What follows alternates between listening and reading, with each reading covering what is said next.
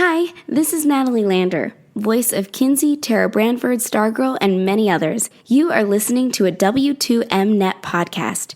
You can visit W2Mnet.com for other podcasts about entertainment, video games, sports, and wrestling. All right, here we go. Well, here goes nothing, huh, Eric? I mean, this was something that was going to be inevitable with the two of us. Welcome to the debut of the BW Sports Report.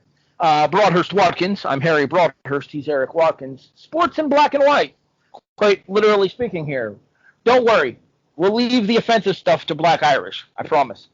Yeah, that's on hiatus for a reason. We got tip-off here. It is Game 3 of the Western Conference semifinals. The Utah Jazz at the Los Angeles Clippers. Jazz up 2-0, and as ESPN was so diligent in pointing out to us, the Jazz are 8-0, leading a best-of-7 series 2-0. Buckets already.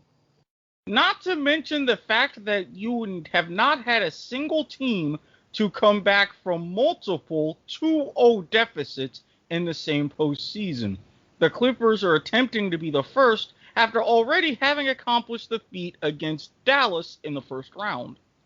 Winning that game and winning that series in 7. Oh, buckets again. I believe that was Bogdan. No, that was Joe Ingles, actually.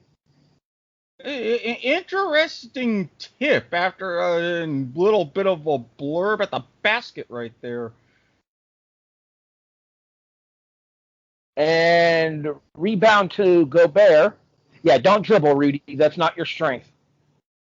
Once again, back to Ingles. Ingles to Mitchell. Mitchell back to Ingles. Oh, is he going to splash another one? He is! 8-0 Jazz.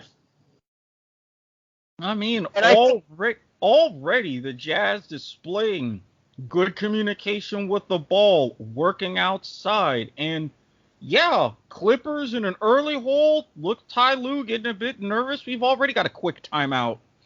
Yeah, I was going to say, Lue's was saying ABCU later to this first part of the game. We hit our first commercial break on the evening here. So what we decided we're going to do is we're going to talk about the game while the game is actually happening. And that's kind of the idea for tonight's broadcast, alternative commentary on Game 3 of the Western Conference Finals. However, the other main thing that we were going to do is we were going to go through some of the other major sports stories throughout the world as well. And, Eric, I can't think of a bigger sports story today than what happened in Copenhagen when the Denmark national team taking on Finland in the first block game for Euro 2021 Group C, I think.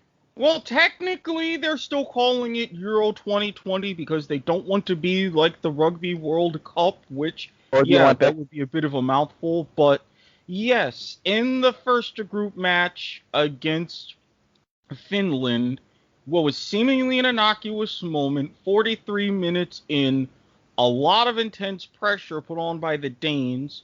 Christian Eriksen, also stars for AC Milan, going in to just simple throw-in, but it doesn't necessarily look right. You see Eriksen stumble and just collapse right near the touchline. The teammates and even the Finnish players who were around immediately calling for assistance. Referee blows the whistle. He calls for assistance. That stadium got so quiet. That watching it live like I did, because this was about 1:45 p.m. Eastern time if you happen to be watching the match. Admittedly, I was still sleeping.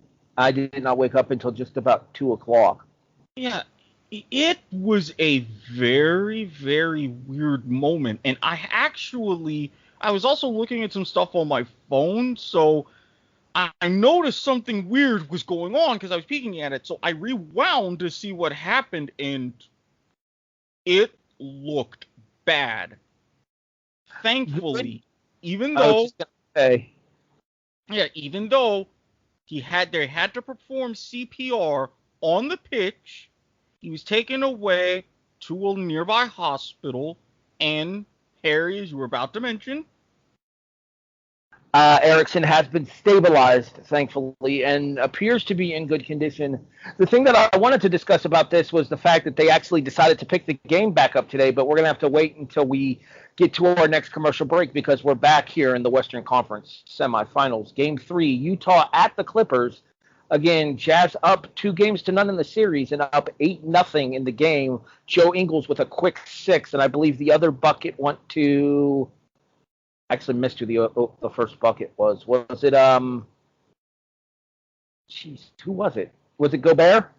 I believe it was. Going to go back and have the proper stats up as we go along here. Yeah, you might want to pull up Game Center and see if that happens. Long 3-ball from the Clippers there. Cuts it to 8-3. That might have been PG-13, or that could have been Kawhi Leonard. I think it was PG-13. Yeah, it was PG-13. Pandemic Paul. Oh, the Twitter memes were just savage. Bogdanovich attempting to get the ball to Mitchell. Ball swatted out of bounds. Jazz retained possession. Any luck finding the information as far as the box score goes? It was indeed Bogdanovich with that other bucket. All right, so 6 for Ingles, 2 for Bogdanovich, and I believe PG-13 has the 3-ball for the Clippers to cut it to 8-3 here. Ball in. No, that was Jackson, not PG-13 with that 3-ball. Oh, so it's Steven Jackson. See, I always when I see the name Steven Jackson Sports, I always think of the Rams running back. What about Reggie Jackson? There's too many Jacksons in basketball. He said it, not me. Wait a minute. Needs more Millers. I miss Reggie Miller. Take that, Spike Lee. He was very happy in that Wendy's. Quit trying to run into Donovan Mitchell, Clippers. Spinorama by Mitchell, no. Rebound, no. Air ball on the putback. Clippers out and running. That's PG-13. I believe. Well, it doesn't matter who shot it because it didn't go in anyway. It was Kawhi. So that was number 2? Yep. Yeah, battling number 2s here. And thus far this series, Joe Ingles has been way more productive than Kawhi Leonard has. Ingles kind of took over that game against the Clippers on, what was it, Thursday night that we recorded the news desk for the kickoff? Yeah, I have to admit, really playing like a true point guard that night and seeing more of the same tonight, already calling the positions once they're in the front court. Yeah, it's weird, too, because you would think that the Jazz would be at a disadvantage. Ingles! Rebound by Gobert. Gobert's going to put that back in nice and easy. You can't stop Rudy. You can only hope to contain him. I feel like I've heard that somewhere before. 10-3 Jazz. And again, Clippers major problems inside defensively, trying to focus to guard a little bit too much on the perimeter. Well, I mean, in fairness, the Jazz, if you go back to get out of his way. Yikes. Straight down Broadway for the jam by Paul George. 10-5. And I do believe is that an offensive foul on Gobert? Well, they're walking back down to the other end of the court, so it appears to be. Quinn Snyder does not look happy. Yep, they're calling Gobert for a moving screen by the looks of things. They're very cautious as far as calling that screen. Oh, yep, definite moving screen. If you take a look on the replay, just kind of half dodge, half barreling into his defender. Yeah, there wasn't really any looking where he was going there. He just ran through the Clippers defender. Jesus, splash town on the 3-ball. You get the Clipper scoring. I'll get the Jazz scoring because I'm more familiar. Jackson with that. Again on that 3-ball. Clippers starting to make a little noise. They're like, well, if the Jazz are going to go ahead and make 17 threes a game, we're going to rely on our 41% 3-point shooting. Come on, Mitchell. Why would you shoot from there? Mitchell put that shot up from a good 30 feet away. Again, trying to get these shots from the perimeter. It's not coming up. Pandemic P, muscling in, puts it back and through. Tie game at 10. O'Neal, Ingles. Believe that's Bogdanovich with the ball right now. It is. And no basket. Back to the Clippers' possession. George from 3. Clanks it off the front of the iron. Fast-moving first quarter here. We're almost halfway through already. I mean, not a lot of timeouts. Plus, you got both teams now trying to go ahead and do a bit more up-tempo. Oh, whose ball is that? Okay, they're going to have that Clippers ball. Clippers on a 10-2 run right now, too, which I'm not especially pleased about, but it is what it is. Well, they're being a little bit more patient. They're leaving the dirty work to George, trying to get inside. It was a great getting himself space on his last shot against O'Neal. So, a little bit of a change in tactics. So what is it, 6 for Jackson, 4 for Paul George? Correct. And then 6 for Ingles, 2 each for Gobert and Bogdanovich. And, off the rim with that one. Jazz have the ball back. Clarkson, who's just checked into the game. Yeah, 0-0, Jordan Clarkson. Mitchell getting double-teamed here. Cross-court, Bogdanovich, air ball. Oof, shot clock violation. I think I might be a few seconds ahead of you, Eric. Slightly, but it's not bad. That's okay. I can stall for time when you need a chance to get ready for the Clippers possessions. I just figured it would have shot better this way because I'm more familiar with the Utah roster. Well, this helps. Plus, the difference is only about 3 seconds, so it's, like I say, nothing too terrible. First quarter's halfway over, tied at 10. Then you're listening to the debut of the BW Sports Report with an alternative commentary track that's coming back. Yep. With an Jackson and now Kawhi. Okay, passes it back out, and very solid. No, that wasn't Beverly. That was the callback that I was referring to. You're listening to alternative commentary for Game 3 of the Western Conference semifinals. The Utah Jazz up 2-0 at the Los Angeles Clippers, tied at 10 with 5:38 left in the first quarter. And right as I say that, Clippers score. Well, yeah, they called a foul on that one, and there's the put-in from Kawhi. Almost kind of like a little dipsy-do maneuver on that one. Jazz come down the court, run to the hoop, but the layup attempt rims out. Again, Jazz called for a foul, though. I'm not sure who. Camera angle kind of wide. The foul party is Kawhi Leonard. Looked like Clarkson on that one. They're replaying Kawhi Leonard's bucket over number 15. Favors. Okay. Derek Favors? Yep, Derek Favors. That's the one we made the bucket for. But from that angle, it looked like the foul was on Clarkson. And then Kawhi, from the free throw line, the iron was not kind. Clarkson for 3. Buckets! 13-12 Jazz.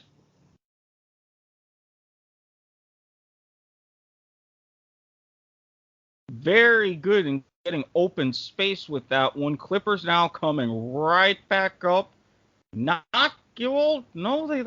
Utah set a little bit on that one. Kawhi was going slowly to Reggie Jackson. Oh, Morris with the fake. Morris with the basket. And Utah with they're calling that ball tipped. Okay.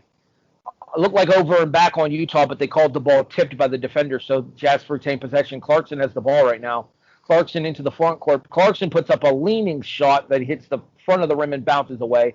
Clippers with the rebound coming up the court now. Number 1 has the ball for the Clippers. I believe that's Jackson that we discussed. Yep, that is Jackson. Beverly passed it out to Jackson. That was Batum with that last shot. Now you got Marcus Morris. Now he's also from the free throw line. Oh, that was clean. Swish. Now the Clippers are up 3. Jazz take a timeout. Actually, I believe this might be a media timeout. No. Or do they not have media timeouts in the NBA? No, full timeout to the Jazz. I saw that flash at the bottom. I missed that. Okay. Very well. 16-13 as we take our second commercial break. All right, back to the Christian Eriksen story here. The main thing that I want to give credit to is Christian Eriksen's teammate. Oh, God, I saw his name earlier. Now I don't remember it. Auger? Like AJSER or something like that. I'm going to have to look it up. But immediately recognized what was happening when he collapsed and rushed over to turn him onto his side so he didn't, swallow his tongue or anything. And that was a good call because in that split second where the camera zoomed in, Eriksen looked out of it. And I was thinking, I've seen that once before in a Liga MX match in Mexico. And yeah, in that previous instance, thankfully you didn't with Eriksen, but that last instance, the player who was down on the ground had a seizure. So this could have been, as bad as it was, even worse. Is it possible that he may have had a cardiac event? That's entirely possible. They're keeping him in the hospital for observation, trying to see exactly what happened.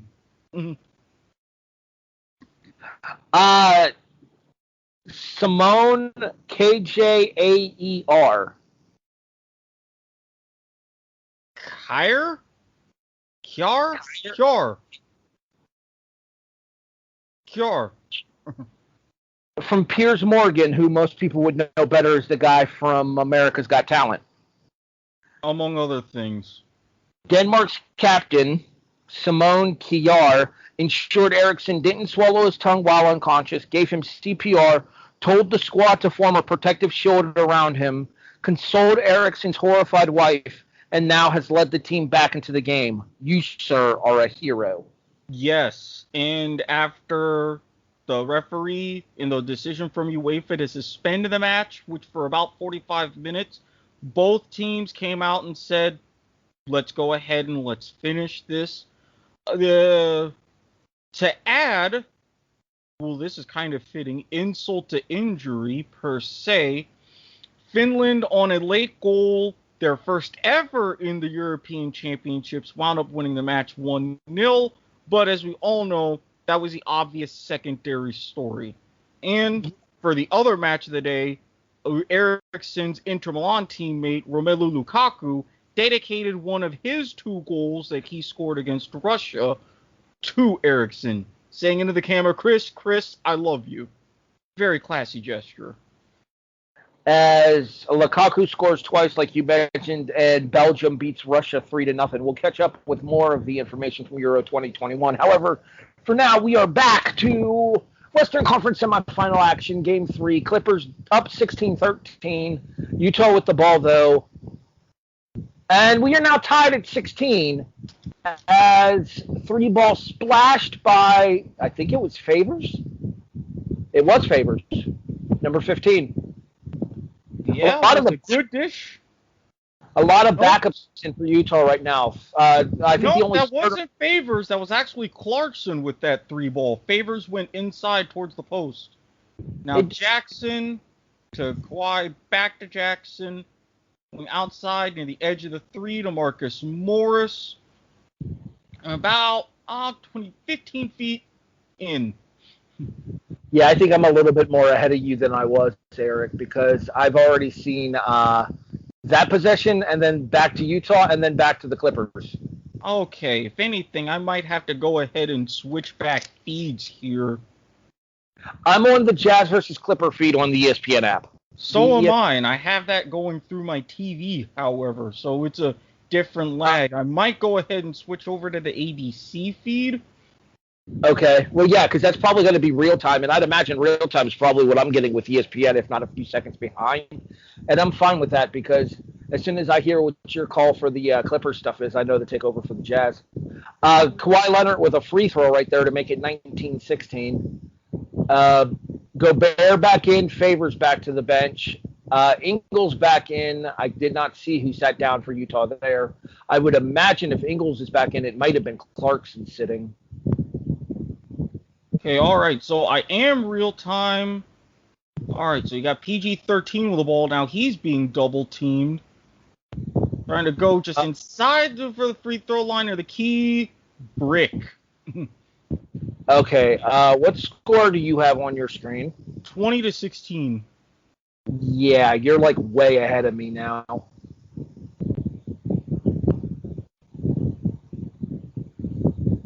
The wonders of technology, ladies and gentlemen. Yeah, the problem is I'm trying to do this off of my Roku and not off of my cable box, and the Roku for the Spectrum app is a few moments behind. 3-ball missed by Ingles there, and now the Clippers coming back up 20-16. I'm just now seeing that part that you discussed with the passing between, who was that? Kawhi and PG? Yeah. Yeah. All right. Let me try a different way here. Well, do you have your Roku? Well, yeah, I have the Roku, but even better, what I'm going to do is I can go ahead and cast from my PC. Good Lord, a lot of USL Championship games also on tonight. All right, well, Erik is working on that. Joe Ingles is just driven into the paint. Looks like he got whacked, but got the ball back anyways and then put it in. 20-18 Clippers. 2 minutes and 6 seconds left in the first half. We apologize for things being a little choppy here. Live action commentary. Splash buckets. Not good. 3-ball by the Clippers. Think that might have been Jackson again. I believe, I don't know if you guys heard it or not, I believe Mama Watkins is just called Erik. Which is why I had this sense, too, as that was going to mute my microphone. You're good. Oh, it was Paul George with the 3-ball, not Kawhi Leonard.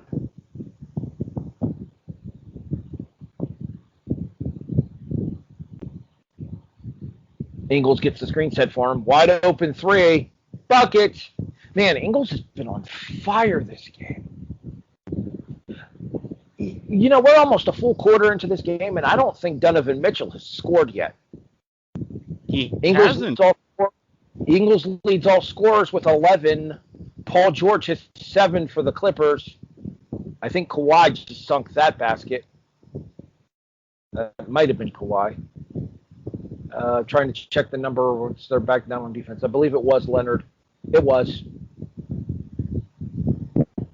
Internal cut. Gobert with the dunk. All right, so what are you seeing right now? I believe his microphone might be muted again. All right, so while he's taking care of that, I will give you more commentary. Patrick Beverly to teammate. I cannot see the number. It's Kawhi Leonard. Ball stolen on an attempt to pass the ball to Paul George by Ingles.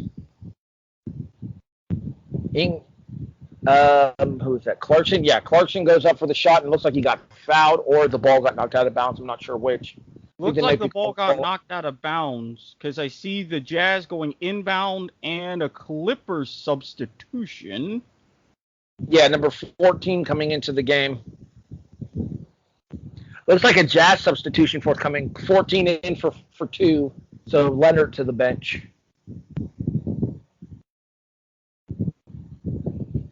37 seconds left in this first quarter. Ingles directing traffic. Curious to see what would have happened had this been Mike Conley and not Ingles. I don't know, but I mean, honestly, it seems like they're not really skipping a beat. PG-13 bringing it up. Beverly doing the one calling the traffic without the ball. PG ISO'd. playing for the last shot here. Yeah, looks like they're trying to run the quarter out. Out to the wing to Beverly, who drives, gets the layup, and that should do it for the quarter. 1.6 left. Inbound, good look. But let's be honest, Gobert from half court, not a promising proposition. Not at all. 1 quarter down here in Game 3. The Clippers lead the Jazz 27-23.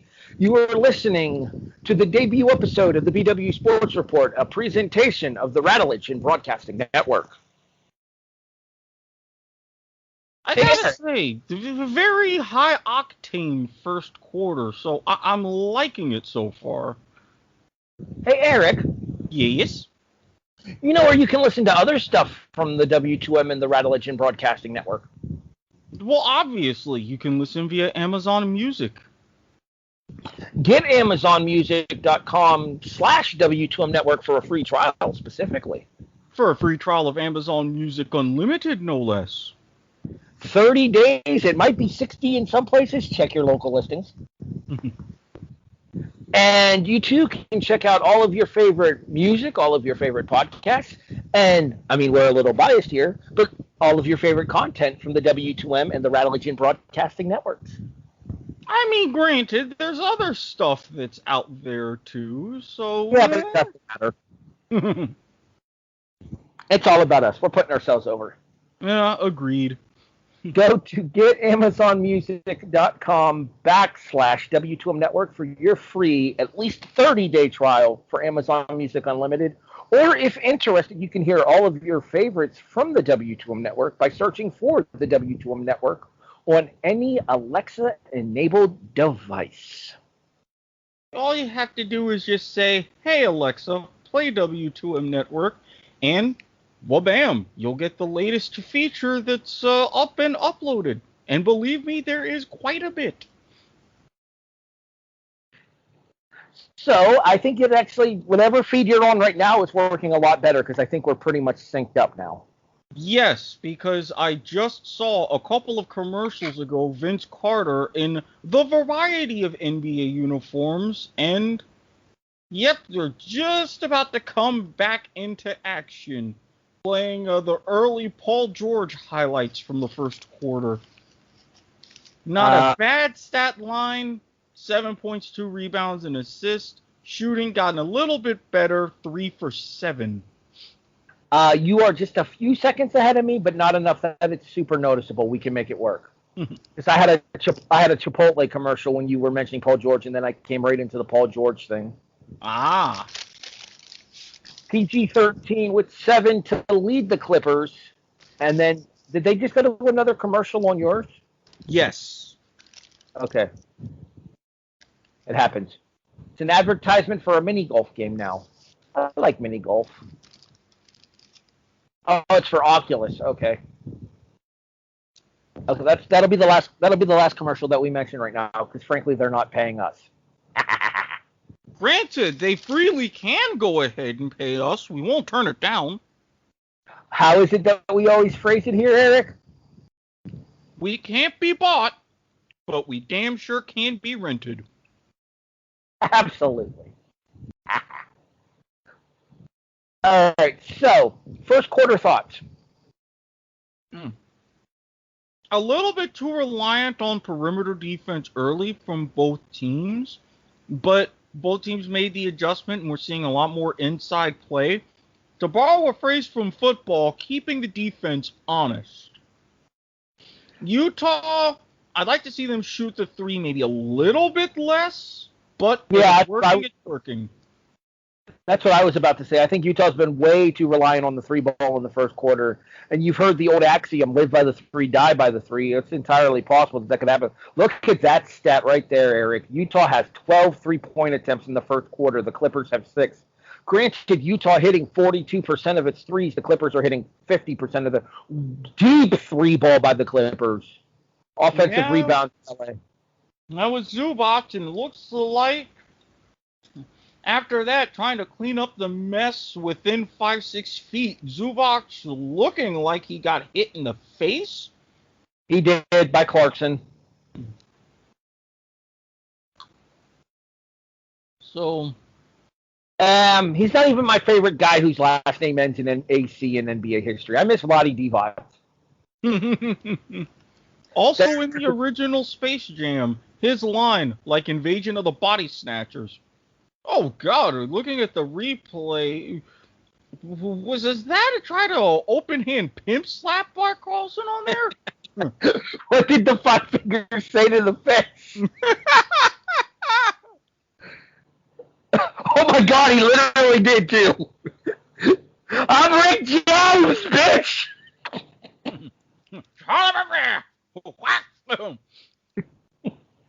Charlie Murphy. Back him right inside the forehead. That's probably going to be a flagrant one. Like, he didn't even try to hide it either.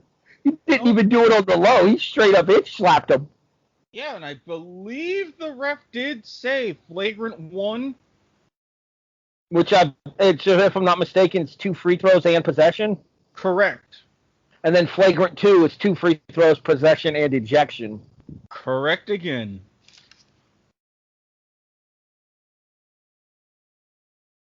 Hey, Jordan. Do your Dave Chappelle bits off of the court, please. Quinn Snyder questioning what just happened. He slapped him in the face, Quinn. But he's Rick James, bitch. I'm a biased Jazz fan, and even I saw Clarkson slap him in the face. Zubac hits the first free throw. Yeah. Dribble. Misses the second. So, I mean, all things considered, a flagrant one, but only... First scoreless quarter in the last 2 postseasons for Donovan Mitchell. Yeah, that's not good. Mitchell coming into this game averaging, what, 46, 5 in game 1, 37 in game 2, so averaging 41 a game in this series. Right on it. And looks like with Clarkson, yeah, he definitely made up for that error by hitting a key basket. 3 ball, Jordan Clarkson, just saw it. That would be Steve Carell's second favorite Clarkson behind Callie Clarkson. Well, I mean, who else would you scream when you were getting your chest hair waxed?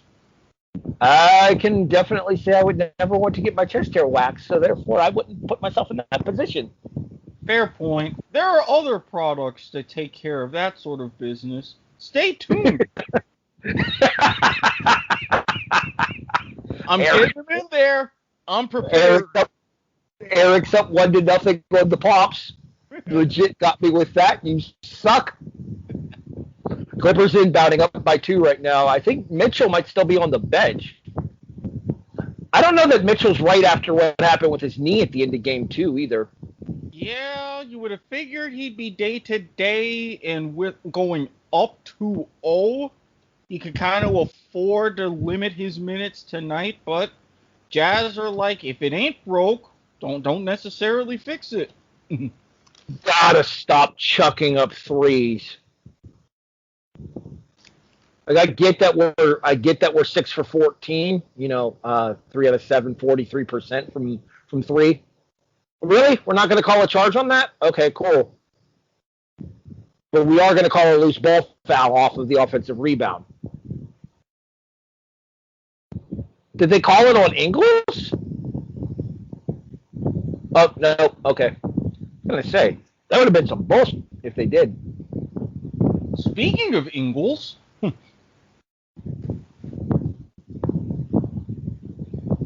Hey, spoilers. All I said was, speaking of Ingles. I didn't say anything else. Spinorama by Clarkson back to Ingles, and yes, now I just saw the shot, so I am probably like a minute behind you, but that's fine. I can make it work. There's a 24-second shot clock in the NBA. It's really closer to like a minute in real time anyway. Well, I mean, if you think about it, what would you have? The 24-second shot clock, or teams like the Kentucky Olympians keeping the ball away for 5 overtimes? Yeah, that was back in the days when games would end like 19-12. Close. 56-54 for that one.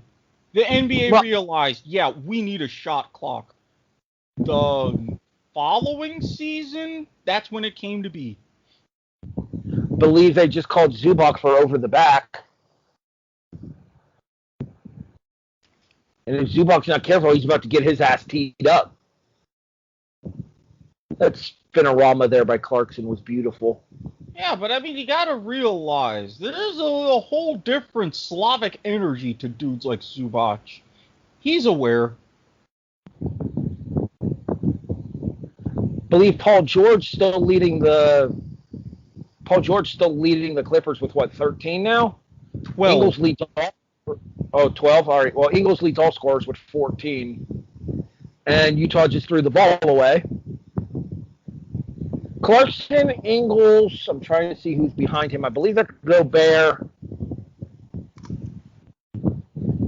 Trying to figure out the 5 on the floor for Utah right now. It's not going so well. It's too many people. I think that's Ingles. I just saw, who was that, Law? I don't know who it was, but whoever just got screened off. Might have been O'Neal. Nope, that was Oni, not O'Neal.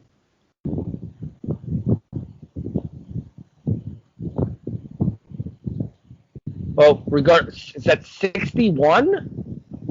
Did that say 81? I didn't know you could have an 8 in the NBA. Yeah. I thought they had rules against that because of the referees having to single the fouls and stuff, and they use both hands to single the fouls. Only in college does that apply. NBA, you could go all the way up to 99. Uh-huh. They signal fouls differently. Mitchell back in the game now. He has a grand total of 0 points thus far. We are almost 16 minutes into this game. Circus shot attempted there. Rebound, no. Second rebound, yes. Believe that was... Is that Clarkson? It was. Clarkson and Ingles carrying the load for the Jazz, but the Jazz find themselves down 5, Eric. Yeah, it's not necessarily looking pretty. A pandemic piece starting to heat up a little bit. Jackson just buried another 3. It's 39-31. Clarkson claiming he got fouled off of that attempt at the layup. The referee's not buying it. Rebound goes out of bounds, and I believe it's going to be Jazz basketball. So he got Clarkson, the only bench player for the Jazz that scored tonight. I thought Favors had a bucket.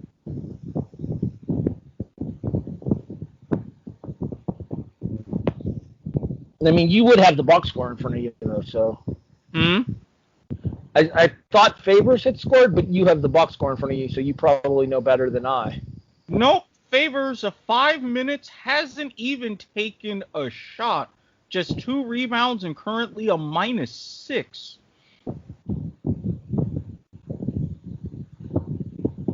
Clarkson, despite his 11 points, is sitting at a -9 right now. Team's been much better with Ingles on the floor than Clarkson. Well, problem is Ingles is a -4 right now. Are there any Jazz players that are positive? No. I didn't think so. I mean, you're down 8. It's not really surprising. Kawhi Leonard with a wraparound, no. Rebound to D-Mitch. I go back to what I said on the kickoff on Thursday. What the hell? Mitchell, oh my God. What a circus shot by Donovan Mitchell. I go back to what I said on the kickoff on Thursday night. That dude's a future NBA MVP. I completely agree. And as I was saying, we're creeping up close to a timeout potentially, but with this point, this is the kind of run that's going to get Utah that hype that they really need, so that way Mitchell gets a little bit more recognition so he can get into the MVP conversation. Well, it goes back to what we've talked about on the kickoff before, too, with that whole West Coast bias. And one part West Coast bias, one part East Coast bias, but then again, look at this year with Joker. That's true. Jokic is out on the West Coast as well. He's up in the Rocky Mountains, much the same way that D-Mitch is. Exactly. And yes, different Joker. Although, wait, isn't Djokovic in the men's French Open final? He is. He takes on Tsitsipas, the Greek guy. Ah, yeah, him. Yeah, good luck pronouncing that, because I clearly don't have a damn clue. Good luck pronouncing the female winner, too. Krejcikova, I think? Yeah, I saw that, and I was like, oh, okay. Which, real quick, speaking of tennis and people who make important decisions for themselves, let's go ahead and give some credit to Naomi Osaka real quick here, who decided to actually withdraw from the tournament in order to take care of her mental health. One of the biggest paydays of her season, and she decided that she needed to focus on her mental health rather than playing in the tournament. Well, it goes even beyond just the payday.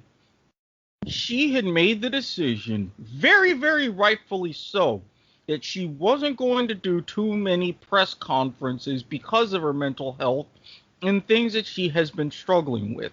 So when the French Open, the officials confronted her and saying, yes, for skipping these post-match pressers, you're going to be fined, she was like, okay, I said what I said, you don't get it, instead of you fining me, I'm just going to be done. And she's already let know to other tournaments, it's like, okay, if you're going to act the same way, I'm not going to play there either. Very courageous and fantastic move on her part. Well, here's the thing, Eric. DBAD tournaments. Obviously, she's struggling with her mental capacities right now. She needs some time to find herself. Maybe you should let her get the time to find herself, and that way you could still have a world-class athlete at your tournament. Not just for the tournaments themselves, the French press. Because, man, are they notorious when it comes to certain athletes.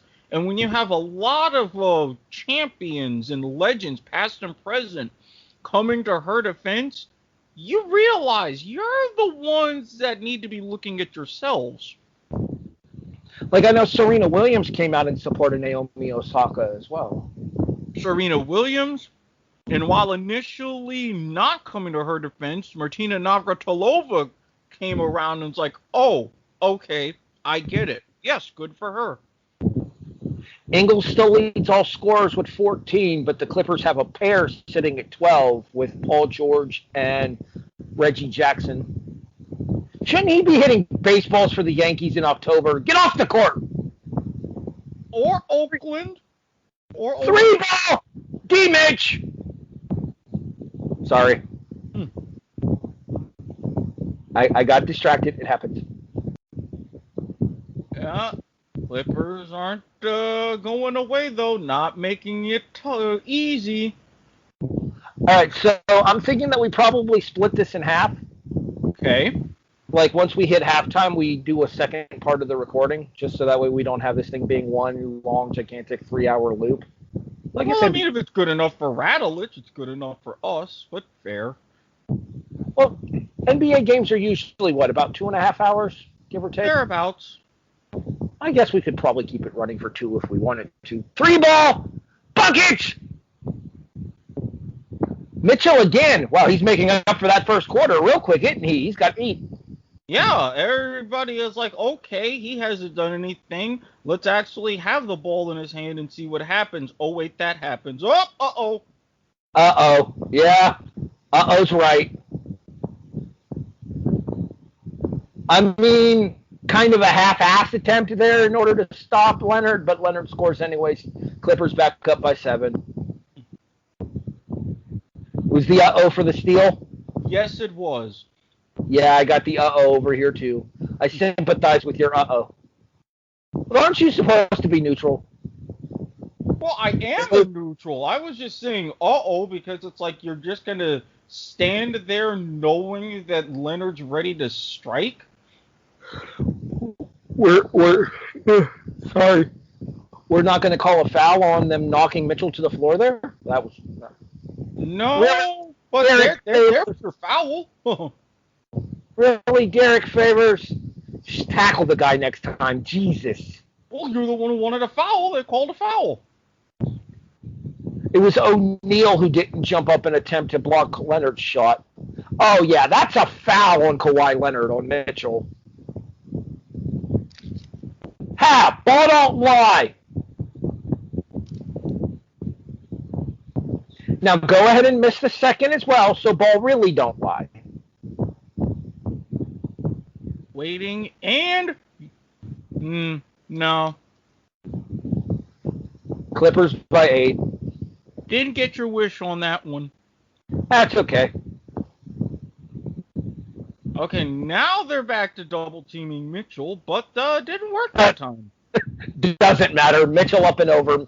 And now, after not scoring in the first quarter, within the span of like the last 4 minutes of this quarter, Donovan Mitchell has 10 points. And there's Pandemic P coming to life yet again.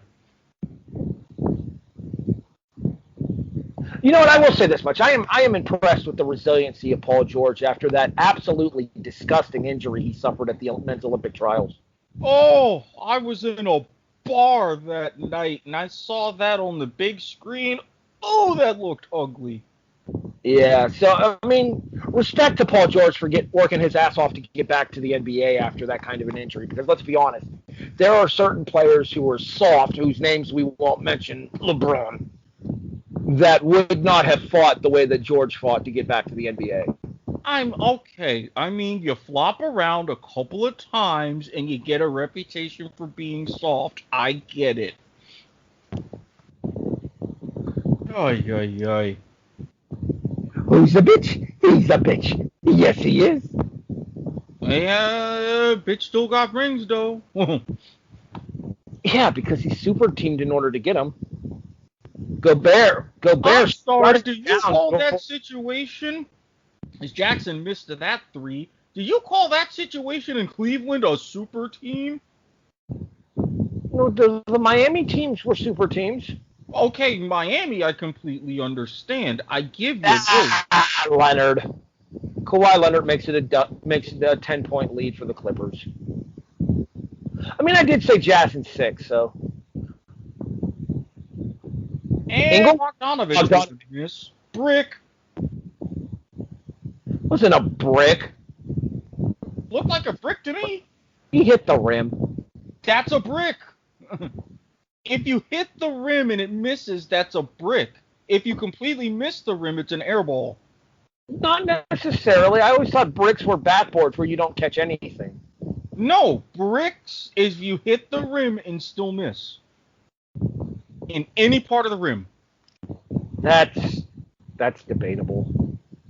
That's a conversation to have another time on this podcast. Again, you're listening to the debut of the BW Sports Report. He's Erik Watkins. I'm Harry Broadhurst. Sports in black and white here. We are covering with alternative commentary Game 3 of the Western Conference semifinals as the Los Angeles Clippers, down 2-0 in the series, lead the Utah Jazz 54-41 in the Staples Center in Los Angeles. And the reason it's in the Staples Center is because, well, the Lakers ain't got nowhere else to go right now. Oh, at least with the Staples Center, when the Lakers are playing, you actually have winning teams. Needless to say, I think the Clippers are probably going to have to pull a Cubs and kind of exercise their curse. Go, Cubs, go. Go, Cubs, go. Nothing? Okay. Shout out to Jason. I'm not a Cubs fan, and the fact that Joe Madden left my Rays to win that series, I'm slightly bitter. You should be used to people leaving your teams in order to win titles elsewhere. And there's PG-13. I asked for that. I'm going to ignore that statement because, damn it, the truth hurts. I crack a joke at your expense, and then Paul George splashes one from about 30. Why are you throwing up gang signs, Paul? Not cool. And now we have a TV timeout. Clippers up by 16.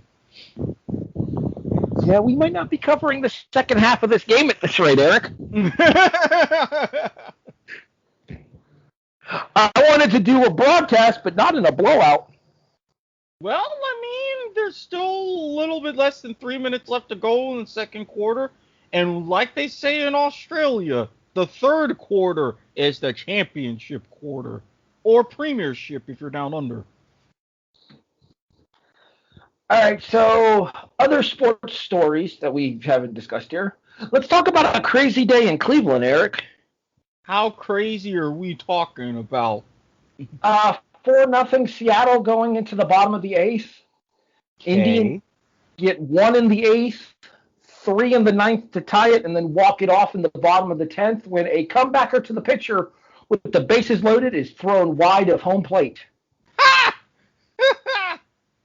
Indians 5, Mariners 4. And to think, we probably won't be able to say that for too many more times this year.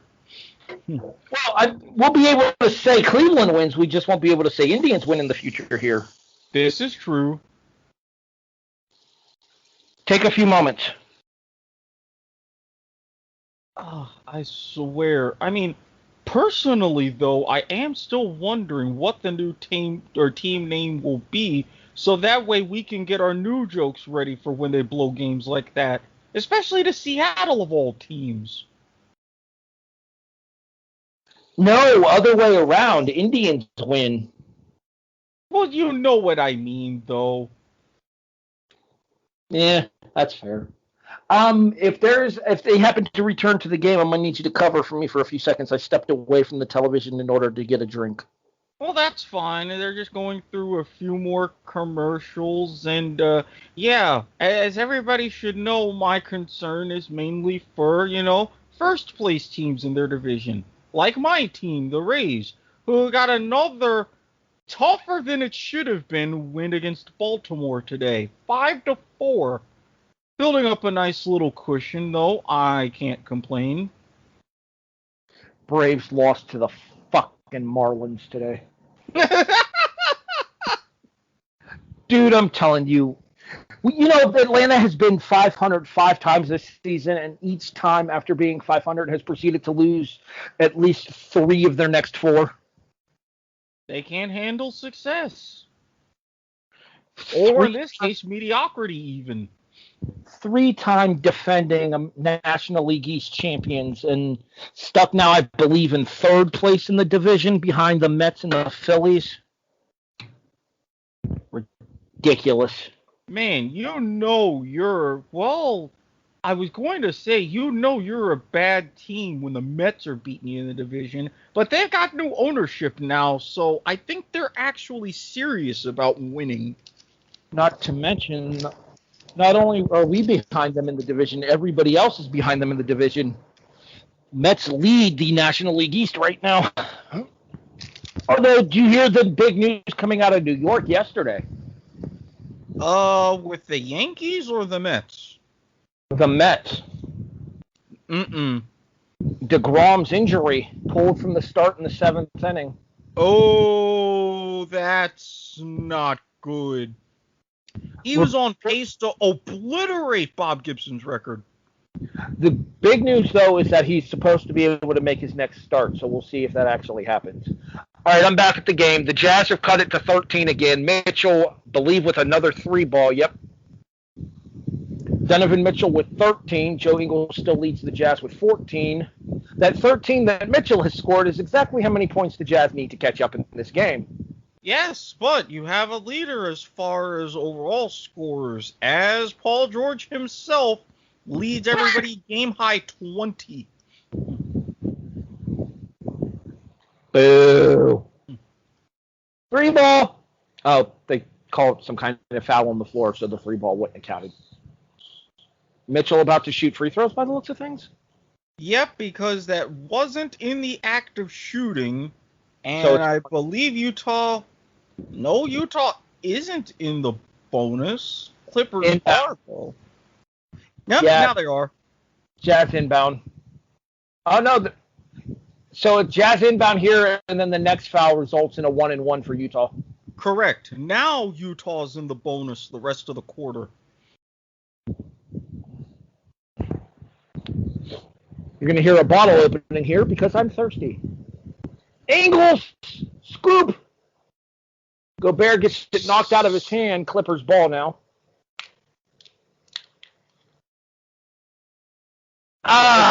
They're starting to get a little bit dirty under the rim. And that was Batum. Batum with that putback. Nicholas Batum, a member of the French national team, actually, like we discussed last night on the kickoff. Mitchell, buckets! I am curious what that French team is going to do, depending on who exactly makes these runs here in the playoffs, because as is, USA Basketball is setting up for their camp in Vegas next month. Yep. Pandemic with the 3-ball. No, that was Batum again. That was not Batum. That was 13. No, that was 33 Batum. You sure about that? Positive. Okay, fine. I'll take your word for it. Again, you have the box score in front of you, so you probably know. Batum with a rebound on that brick. Kawhi tries again, another brick. Mitchell from way. What the hell was that, Donovan? Heat check? Maybe. I think he might have tried to been going 2 for 1 there. Make sure Utah gets the last possession. Well, you can't blame him, because now... And sure enough, Jazz gets the last possession. Try to get in there and Ingles just push him off? Well, it didn't matter anyway, because, again, selling more bricks. And now a foul on the other end. Bogdanovich knocked to the court. I believe Utah's going to have a 1-and-1 here. They are. They're in the bonus. Yeah, and it looks like, is that Bogdanovich going up to the line to shoot him? Is that 4:44? Yep. Bogdanovich. His parents' naming process was very creative. Well, I mean, again, that's Slav life. You got to make it simple when you're using so many letters. I mean, there's no lies there.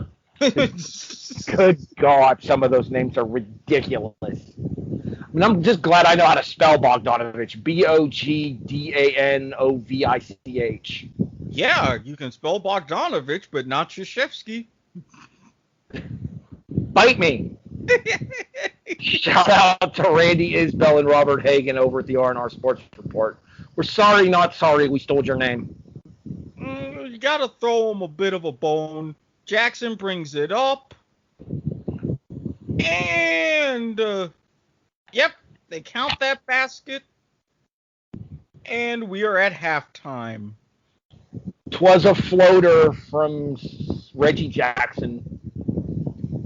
Seriously, don't know what Mitchell was thinking on that 1-3 ball. That had to have been a 2-for-1 attempt, but that 3 ball was good. I know you can't see visual cues on an audio podcast. Sorry. Hey, some things stay the same. Eric, we've hit halftime. Let's go ahead and hit a pause here. We will pick up with the second half of this game here once we actually get to the second half. If you want to, we can cover a few stories in the interim, but I do need you to pause the recording at the very least. Alrighty. We'll be right back, folks. You're listening to the BW Sports Report, the debut edition here. Well, kind of like a demo, I guess. As we cover Game 3 of the Western Conference semifinals between the Utah Jazz and the Los Angeles Clippers. Clippers up by 15 at the half, 62-47. But I will say to this, Eric, that Game 1 had the Clippers up by 12 after 2 quarters. And Utah came back and tied it going into the third and then won it in the fourth. Well, for starters, 64-49.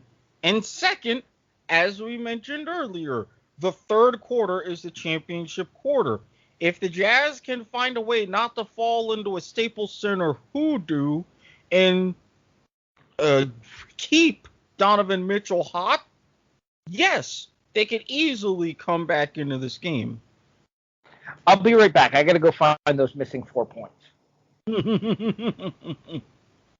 All right, so overall, pretty much the same thoughts for the second quarter as I had for the first. Utah's way too reliant on the three in this game, and more importantly, we're not being very aggressive inside on defense either. Lots of points in the paint for the Clippers, and somebody, for the love of God, anybody, guard Paul George, perhaps, maybe. 8 of 16 from the floor, 4 for 7 and 3, 20 points. Still the game high. And yeah, those 3-pointers that you mentioned, you make 11, which is good, but you shot 23. Now, to be fair, the Clippers also got a little bit hot with the 3-ball themselves, going 10 for 20 in the first half. So I think that's evened itself out a little bit. Yeah, I would say Clippers shooting exactly 50, Jazz shooting approximately 46. Almost 48, actually.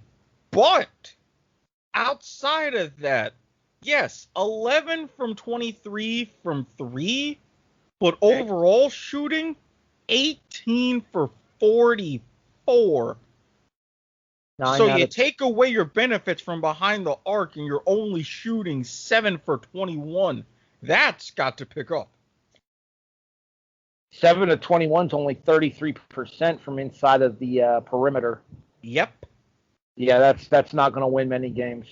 Especially when you've got the Clippers going at just slightly over a 50% clip, 15 from 28. So you said 10 for 20 from outside, so 5 for 8 inside, which is 63% inside of the perimeter. No, 15 for 28 inside of the perimeter, 25 for 48 overall. Gotcha, my mistake. I misunderstood. So 15 to 28 would be, give me a second here. There's no way to divide that down. Damn it. 14 to 28 is 50, so 15 to 28 is probably 56-ish. Closer to about 53. Still. All right, why don't you go ahead and run down our leading scorers at the half here. Do the top 5 for both teams. Oh, for the Clippers, you got Paul George with 20. Believe it or not, the Clippers bench combined only 5 points. And you got Reggie Jackson with 14 off of mostly from behind the arc, 4 or 5 from 3. Yeah, well, he did hit his first 4 3-pointers. This is true. For your Jazz, a bit more even. Mitchell with 16, all of those in the second. Ingles with 14. Clarkson still the only bench player to score, but he scored 11. All right, so, yes, neither bench has done anything, apparently. No, it's been all quiet, relying on the starting 5, so if you see a lot more of those second unit matchups in the second half, that's either where the pace is going to slow down or someone else has got to step up in their absence. Curiosity, what was the line for this game here? I'm sure the Clippers were favored, but what was the over/under? Give me a second, because it wasn't that much. Oh crap, Bovada.lv, because yes, that is where I normally bet. Bet on Bovada.lv. If they're interested in sponsoring us, we would be more than willing to listen. Okay, so that's the live line. Those are the second half lines, which Jazz are actually 3-point favorites for the second half with a total of 113.5. Oh. Well, 113 was the number for the first half at 64-49. So if they keep that up, I can see why. Yeah, I can see why they would say just matching that same output. Problem with that would be is if the Jazz are only a 3-point favorite at 113, it would probably mean what, 58, 55? Look at you doing numbers and stuff on the fly. And that would end up with a Clippers win at 119 to 107. Yeah, and shoot, don't have the pregame lines here, but for the live line, Clippers minus 12.5.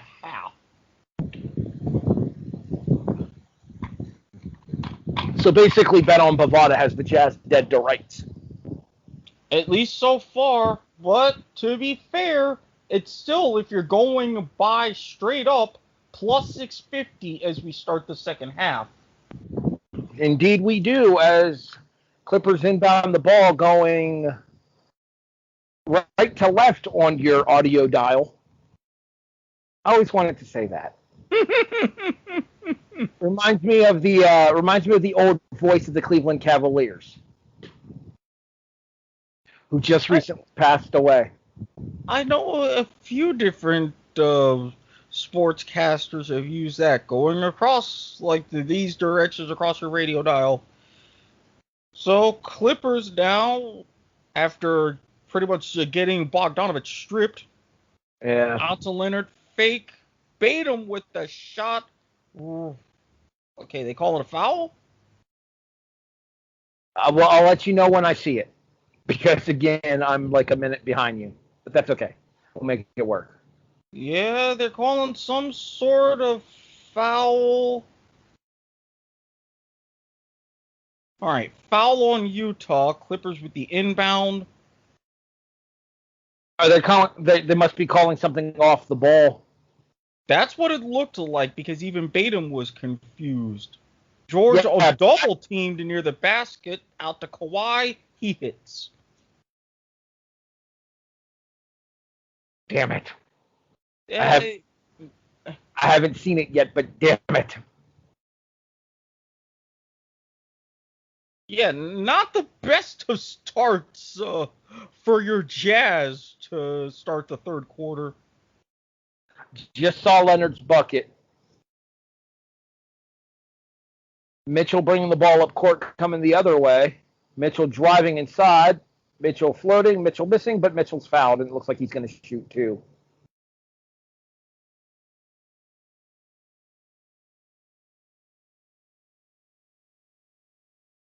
I will admit Kawhi's bunny hop there was impressive.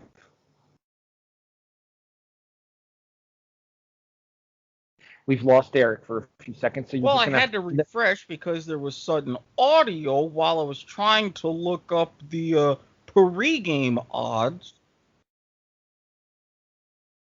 Mitchell's first free throw is no good. Good thing this was a shooting foul and not a 1-and-1. Here we go. Oh, okay.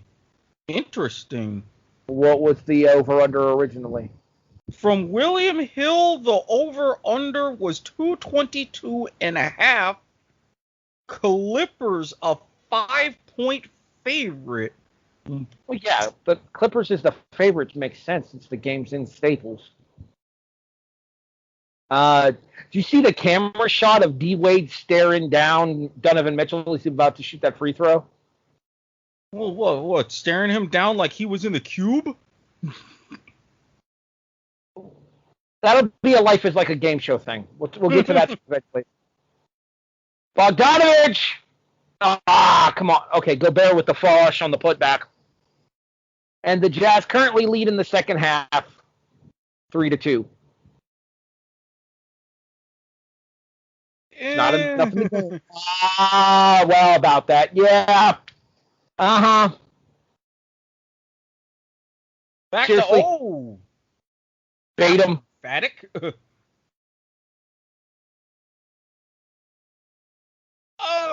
And that is just, that would have been perfect. But no. Hey. You actually call the action, Erik. Don't just go oohs and ahs. We got to talk to him. Jesus, get out of here. Yes, though that's why I'm not being specific. Spoilers and whatnot. I'm fine with you telling me that Gobert swatted that into next Tuesday.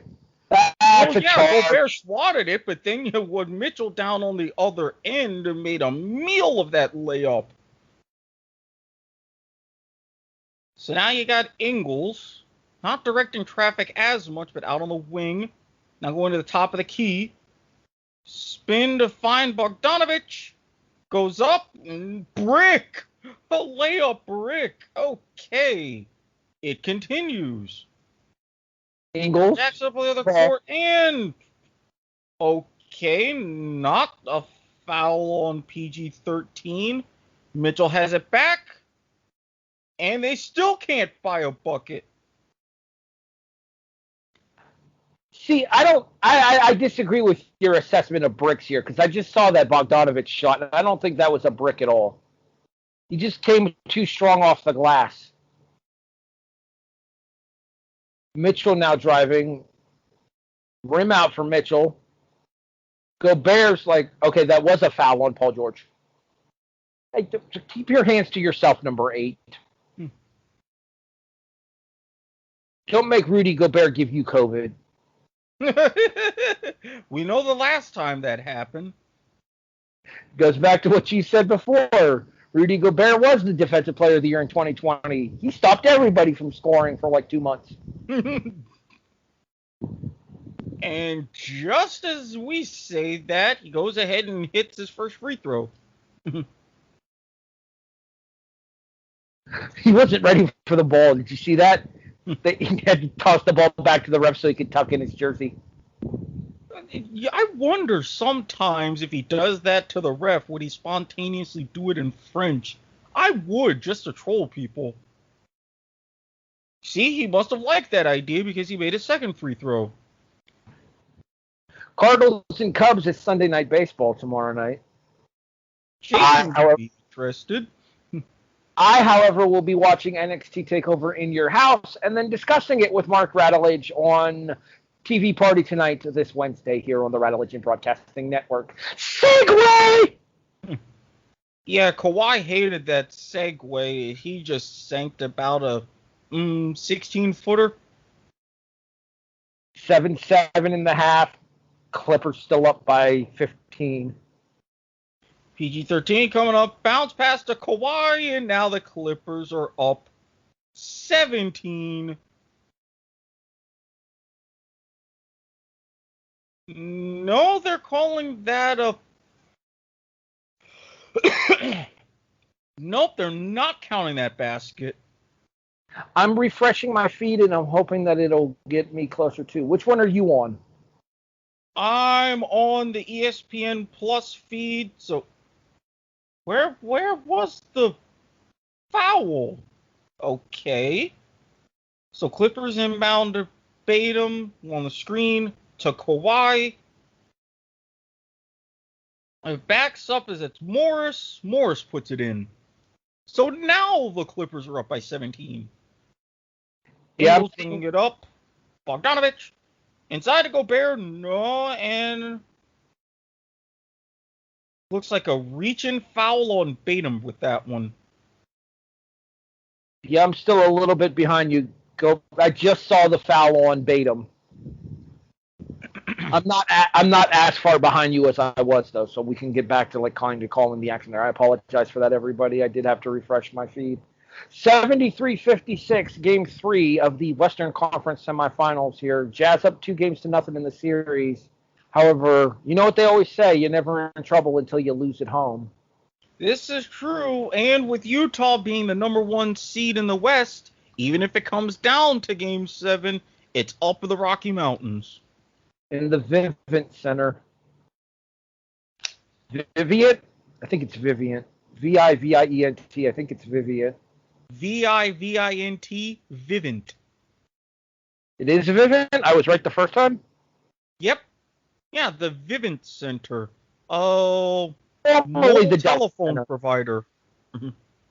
It'll still be the Delta Center to me. All these corporate sponsorships. Kawhi dunk.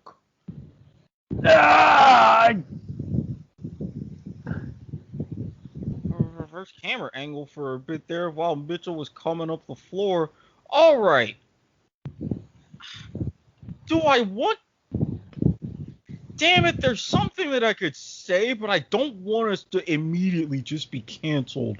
But it's an apropos point, as Kawhi lays it in again. I just saw O'Neal splash a three. And then Leonard came up with the reverse. And D-Mitch, his first points of the... Are they his first points of the third quarter? Nope, they're not. My mistake. He had a basket earlier, but that does give Mitchell 20 for the game. 21? Oh, so the one earlier in the quarter was a three, though. And looks like they're called a timeout here. All right. I'm going to say this, and I'm going to get away with this more because it's the demo. If you're in the middle of action and you're cutting to the fans in the stands, fine. But can you at least give us something of a break and try the boob cam again, if you're going to do that?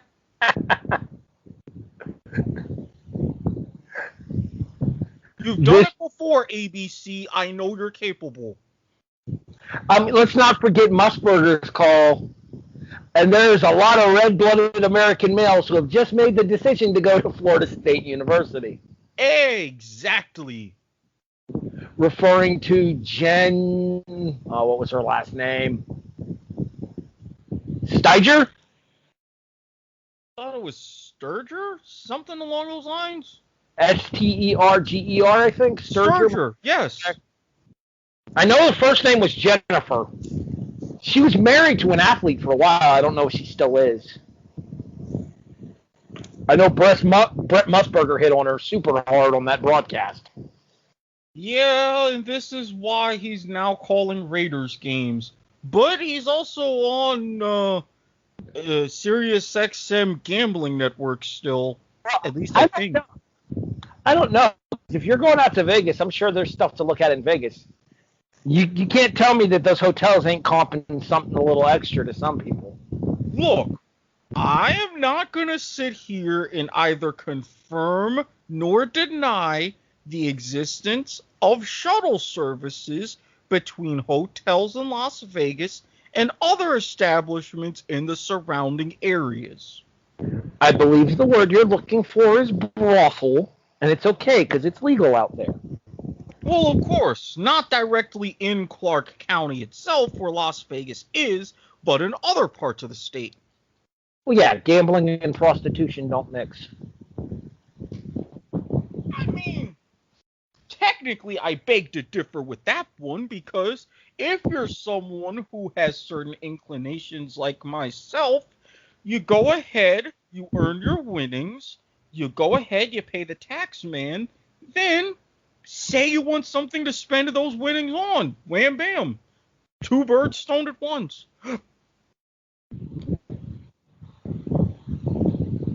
You were waiting for a cutoff that never came there. No, actually, I wasn't that particular time. You know why, Eric? Why? Not a family show. No, it's not. I mean, technically, most of the time, kickoff isn't either, but, well, here we are. And besides, we can cut loose. Not to mention, if you think about it, for me, Vegas would be a 3-in-1 experience since they have more legal dispensaries. So I can go ahead, let off a little steam, and then come back puffing on a nice can of Rio. Oh, I need to get out there. No, I've heard about girls that do that 3-in-1s. Never mind. I mean, if you can find the right girl like I did once and combine those two experiences, I mean, certain positions are actually very friendly for something like that. Back to the game. Kawhi Leonard with 18 now, 8 in the third quarter alone, 10 in the first half. I believe that makes him the second leading scorer for, give him 20. Yep, joint leading scorer with Paul George for the Clippers. And they're both 2 behind Mitchell, who has the game high 22. Although now Mitchell's about to get 3 free throws. Now we got the ISO cam with Reggie Jackson. Kawhi Leonard 4 for 4 here in the third quarter after just 4 for 12 shooting in the first half. What are you currently seeing? And there's Kawhi again. What are you currently seeing? 79, 63, 639 and counting left. You're a little bit behind me. Because I have Mitchell on the free throw line. Yep, I just seeing it. I just saw that foul 3 seconds ago. But just as you were mentioning that, I saw the foul on the 3-point shot. Now the question is, only 3 for 5 on free throws tonight. Let's see how he does at the line. Well, I can tell you right now, it ain't so great. All right, that's 1.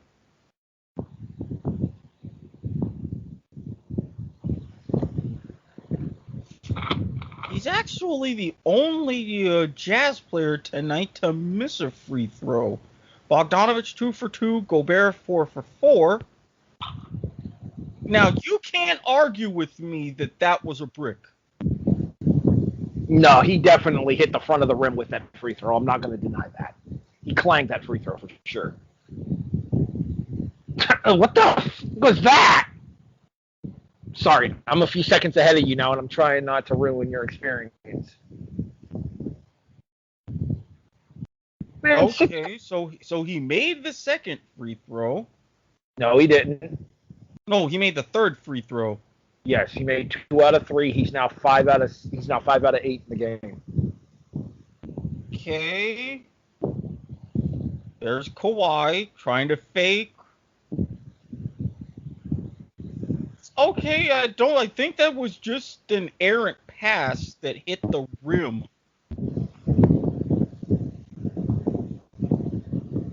God, everybody's selling bricks here now. Jeebus. All right, Morris to bait him on the wing. Nope. Yeah, you want to tell me why that tall-ass dude is shooting 3-pointers? Because a lot of other tall-ass dudes have learned how to shoot 3-pointers? Tall-ass dudes should not be shooting 3-pointers. Tell that to Joker. Tell that to Dirk even. I mean, that's part of the European game, though. Exactly.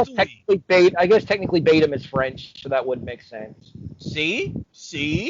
God damn it, Jackson. Jazz had cut it to 9. Now Mitchell, bring it back up. Trying to figure out number 23 who he passed to. Mitchell with the spinorama. Almost bobbled it. Clarkson, nope. And that favorite on the putback. To answer your question, 23 is O'Neal. Okay. So that's O'Neal. All right, Batum to Jackson. Swish. Yeah, that was the damn it line that you heard, which made it a 12-point game at 82-70. So Mitchell to I don't know how clear across court to Clarkson, back to O'Neal. Well, at least he hit that 3 clean. Yeah, I don't know how this happened, but we flip-flopped. You're now like a full minute behind me. Well, it's the different feeds, especially since I'm technically casting this now from my computer to my big screen. So with the different rates, especially since you're Spectrum and I'm Xfinity. Well, I can tell you this right now. Utah just splashed another 3-ball, and we go to a commercial break. Clippers up by 6. 84-78. Yeah, I am a ways behind, so I'm going to go ahead and now refresh on my end. Yeah, this is always why I tend to prefer the actual TV broadcast. But someone. Well, I'm actually on the TV broadcast right now. Like actual on your TV screen and not through your Roku. No, I'm on the Roku broadcast, but I'm on the ESPN app feed of the ABC broadcast. But that's not what I'm saying when I say the actual TV broadcast. I would just be able to go ahead and say, oh, flip over to ABC so I can see Captain Obvious in his podium commercial again, which is quite funny. I am just now to the Captain Obvious podium commercial, so you're a few seconds ahead of me again. It's fine. I give up. I'm not going to fight it anymore. We'll figure it out for the next time we do this, because these live broadcasts aren't going to be a regular occurrence. It's just something we wanted to do to see if we have the chemistry to pull off a solo show, just the two of us. And to that, I would say mission accomplished. Oh yeah, like I don't even know. I don't know how much of this episode does or doesn't see the light of day. Because, I mean, I'm having fun doing it, but let's be honest, this whole recording thing with the different feeds has been kind of a clusterfuck and a half. Well, we shall let the internet and podcasting gods decide this fate. Indubitably. All right. Exit out. ESPN app. If anything happens before I get back to the game, let me know. I'm currently refreshing my ESPN app. All right. Right now they're airing a Swiffer commercial. Well, we're just airing that hunger commercial with the AI generated girl. I don't believe for a second that that's an AI generated female. Looks like an actress. I did not see that commercial. All right, so I could do above the rim, which is just the cameras for the various baskets, but that would probably get difficult. Spanish or the ESPN3 broadcast. Okay, let me double check which one. Going back out of full screen. Yeah, for this one I'm seeing the commercials from the ESPN3 broadcast. And they just aired something completely different. All right, so I just went back to the ESPN3 broadcast as well, and they just showed the replay of Bogdanovich splashing the 3-ball to cut it to 6. Yep, now they're showing a couple more replays. Yet now I'm on the Bogdanovich replay on my end, so still a couple seconds difference. That's fine. This is close enough. Clippers bringing the ball up on your side? Almost. They're featuring the whole leading scores. Yep, now they are. All right, so I'm a few seconds ahead of you, but that's fine. And it's not nearly as bad as it was because I was like a full minute. Jesus! Zubac. Okay.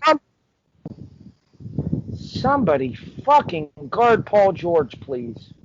They tried, and they failed. See, he even made that 3 over Bogdanovich.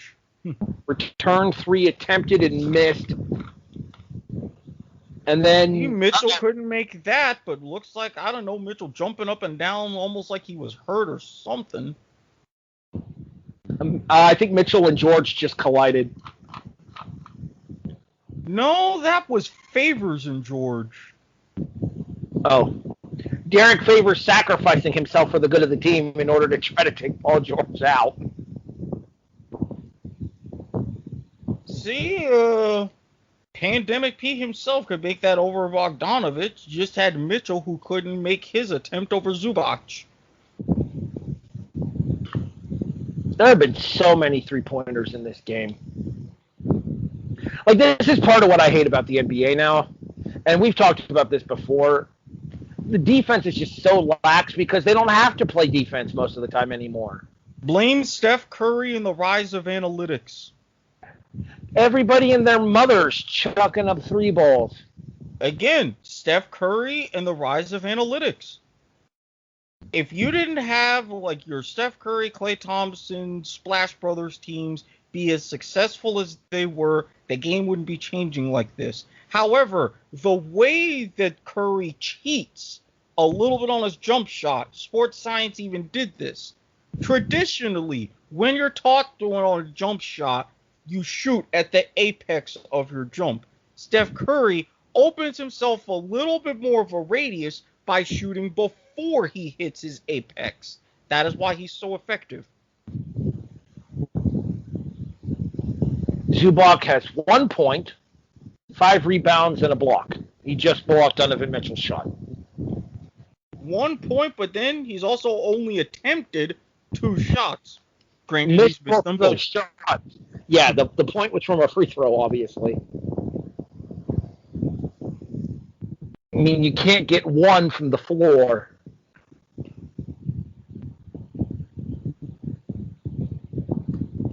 Jazz inbound, yes. 5 on the clock. Clarkson. When it comes to plus minuses, everybody in the Jazz is still in the negative. I mean, we're down double digits. That's not really a surprise. It's 87-76. But honestly, aside from Clarkson, who is at a minus 13, still not terrible. Well, yeah, we've been on a run recently too, and I go back to what I said. When we were at our halftime thing. The Jazz are a third quarter team, and you said that the third quarter is championship quarter. Indeed, it was 15 coming into this third quarter. It got down as low as 6, but unfortunately, with that made free throw, it's now back up to 12. Yep, I think now with Kawhi, we'll have his second at the line. Is Ingles coming back in? Yeah, I don't see who Ingles came in for, because usually it would be for Clarkson, but Clarkson's still out on the floor. Was it for? Oh my God, I think it was for Mitchell. See, I knew something didn't look right. It was for Mitchell. Yeah, Bogdanovich, Gobert, Clarkson, offensive foul on Utah, Clippers ball, Clippers up 13. Bogdanovich, Clarkson, Mitchell, Ingles. That's Bogdanovich at the line for Utah, so I take that back. That foul was actually on the Clippers. First free throw by Bogdanovich is good. I think it's O'Neal. So yeah, Ingles. Yep, that's O'Neal. And seeing the 5 on the floor for the Clippers right now, you've got Kawhi, Zubac, PG-13. And I'm thinking there was someone else that came in there. There's Beverly. Is that? It was a dunk by the Clippers. Clarkson with the ball now as we come back up, down 13 again after the free throws were made, and then the dunk on the other end. Ingles all the way around, and I got fouled again. Who is this jobber on the floor for the Clippers? Number 5, Kennard. What the shit? Oh, Danny Kennard.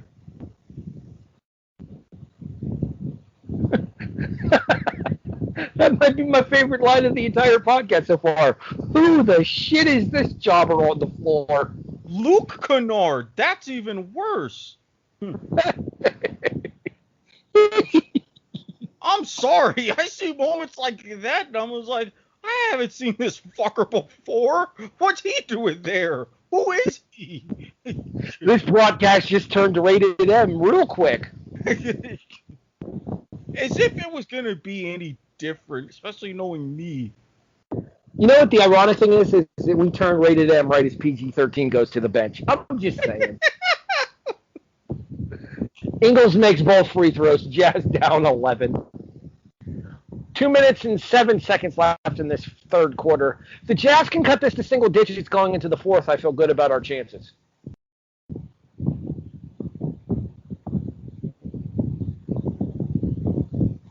Trying to see, who came on for George?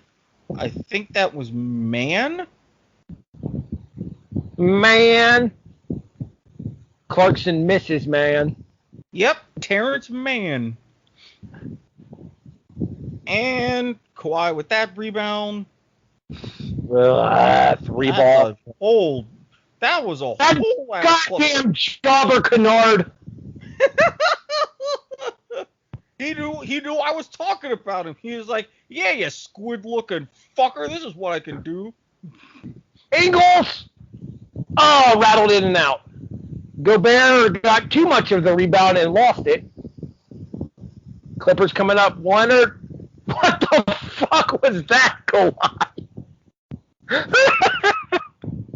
Worst alley-oop attempt ever.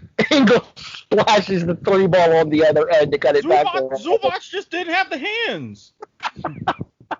Worst alley-oop attempt ever. That's going on not top 10. Oh, that was funny as shit.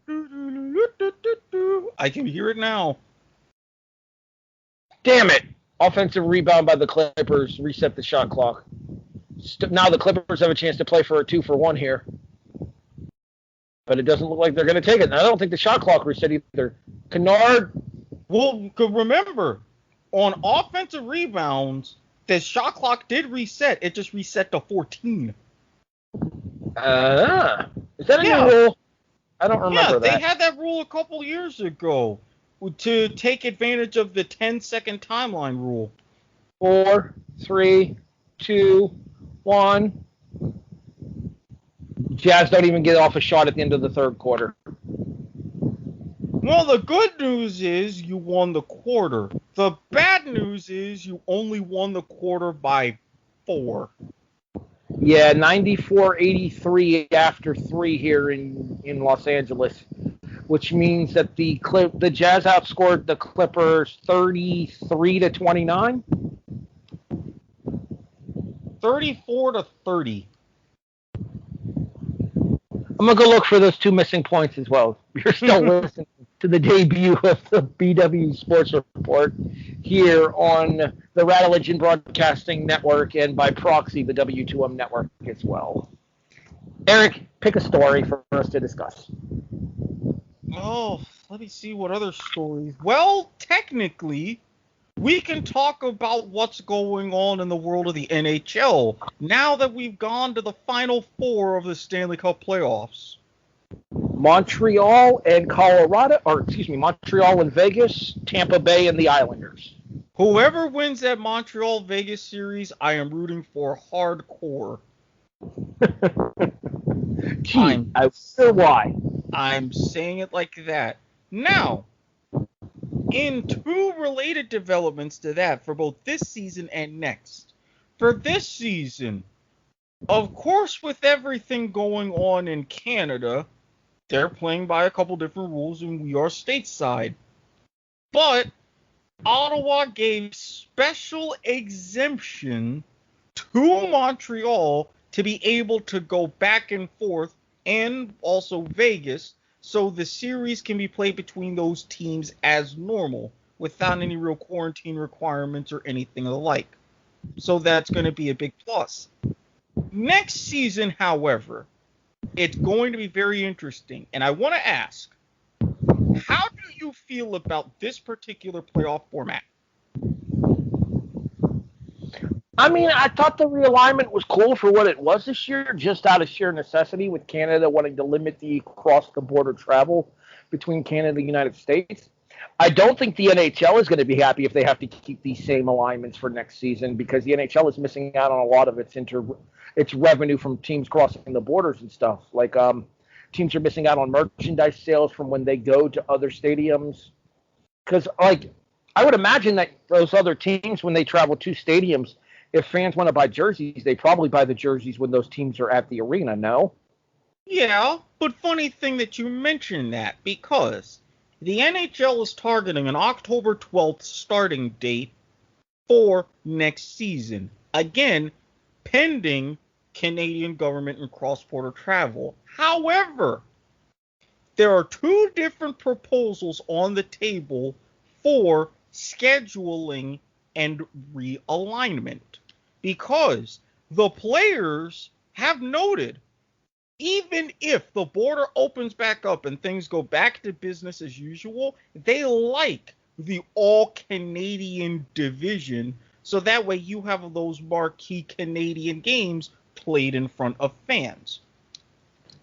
Okay, the only thing I'm going to say to that is if you're going to realign the entire NHL, wait till you get a 32nd team to do it. Funny thing you mentioned that too, because as we know, next season will be the debut of the Kraken. More on this next time out. Yeah, we're back with the start of the fourth quarter now. Again, Clippers up 11, Game 3, Western Conference semifinals. Jazz up 2-0 in the series. Clippers up 94-83 in the game. Man, I don't know how these announcers do this, man. Woof. Years and years of practice. Not to mention, especially with radio and stuff, it's a lot more flexibility. Going ahead and airing a bit more of the Tyronn Lue interview. Which I'm guessing he's currently telling his former player LeBron James that, haha, I'm in the semifinals and you're not. Well, former player and also trying to remember if they were ever teammates. Because I know Tyronn Lue was on a couple of those championship Laker teams as well. James was never a Laker when he won a title. No, but I know Tyronn Lue was on other teams. So you're thinking that if they crossed paths on the court as well before Lue went behind the bench. Wasn't Lue a college coach? No. I feel like Tyronn Lue was a college coach for a while. I don't think so. I would have remembered him being a college coach. Patrick I Beverley. thought he was a player. Then when he retired, he was an assistant, and then he took over in Cleveland when Black got fired. Oh, you mean when LeBron got him fired? Yes. 6 of one, half dozen of the other. Man makes a free throw. Man makes both. Man makes plans and God laughs.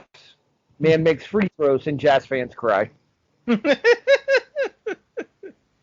See, at least you're taking this result with that extra philosophical humor that I always enjoy.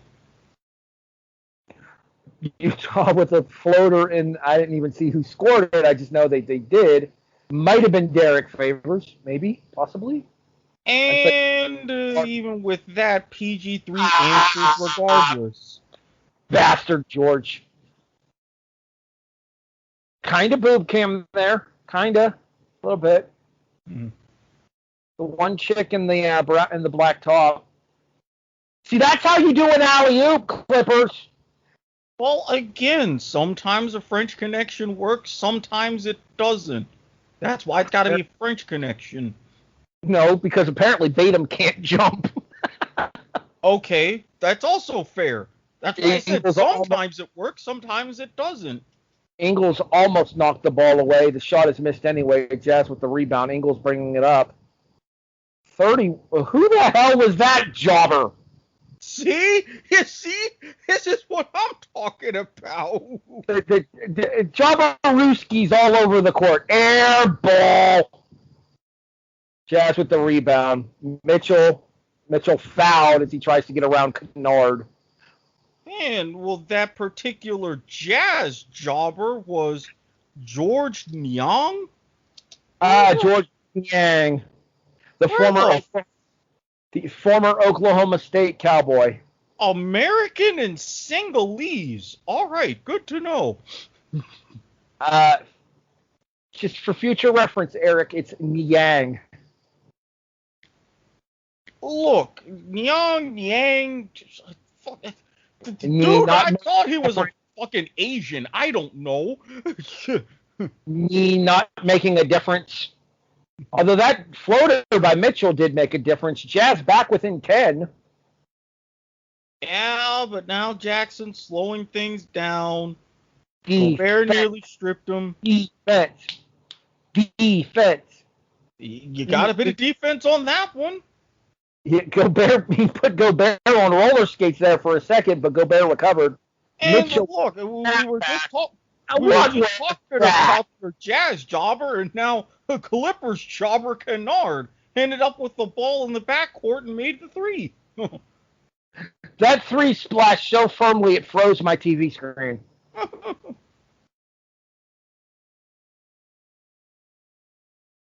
a kick right in the canards. Not to be confused with Menards, which that would have been a big thing had Minnesota made the playoffs. Save big money, but never mind. They're not paying us. But again, if they would, I would come to Wisconsin and make commercials for them. And now they're giving the jobber a replay. You know that's his official name on the show going forward, right? Luke the Jobber Kennard. He's earned it. Or just Luke Jobber, that works too. That works even better. When asked who had time to learn his name, ain't nobody. Clippers now back to Mitchell bringing it up. Bogdanovich was open. Found O'Neal instead. Again, back down to 10 with the O'Neal splash. Now George setting the offense, going up against O'Neal and Gobert. Wow. Okay, you got to admit that was pretty. Up and over Gobert. Up and over the NBA Defensive Player of the Year.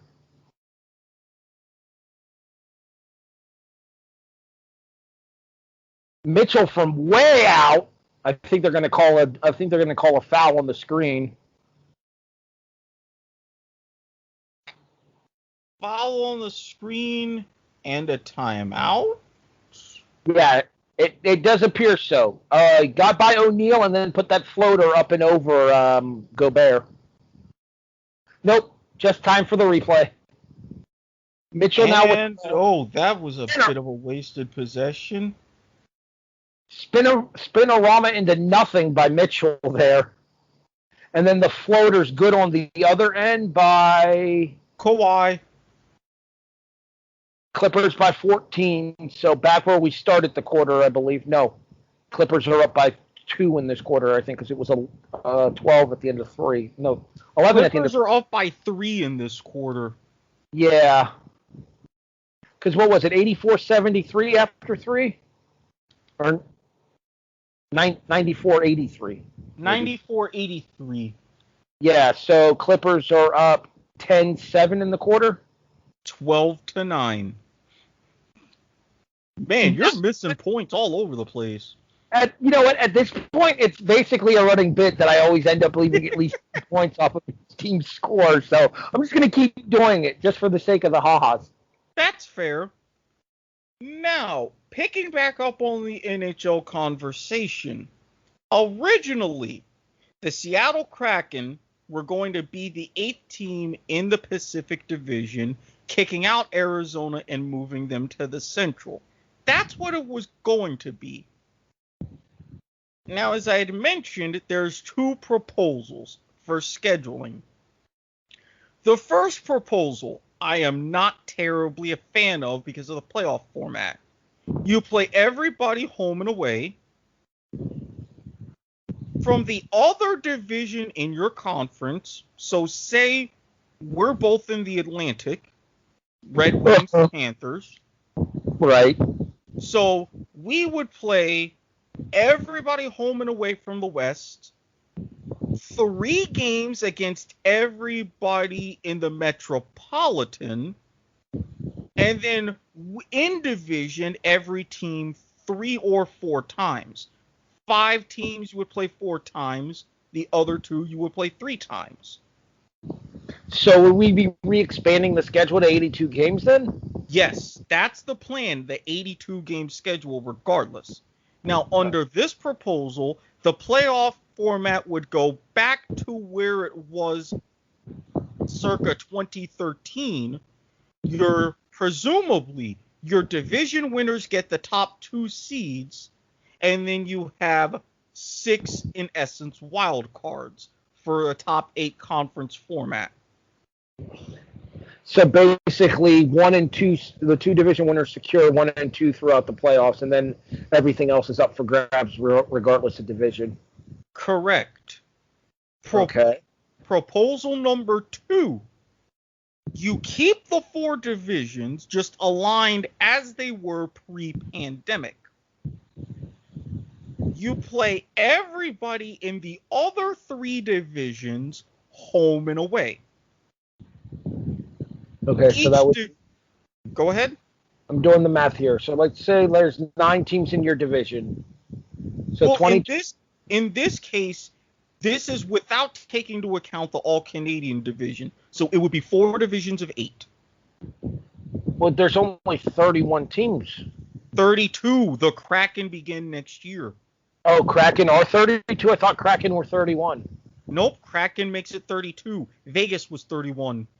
Ah, okay. So then, yeah, it looked like he was wearing a Bills jersey. I was going to be like, wait, what? Wrong sport, buddy. Mm-hmm. So we'll get back to the second proposal after the next timeout, because I'm sure there will be one. Fourth quarters of NBA games take forever. Oh, yes. Although for this one, even with the ratings, at the 8-minute mark, unless the Jazz do something, brick, not like that, then they'll probably go ahead and speed this up. But That's not a brick. This would be an interesting test case for the Elam ending. I'm just saying, the hell kind of pass was that?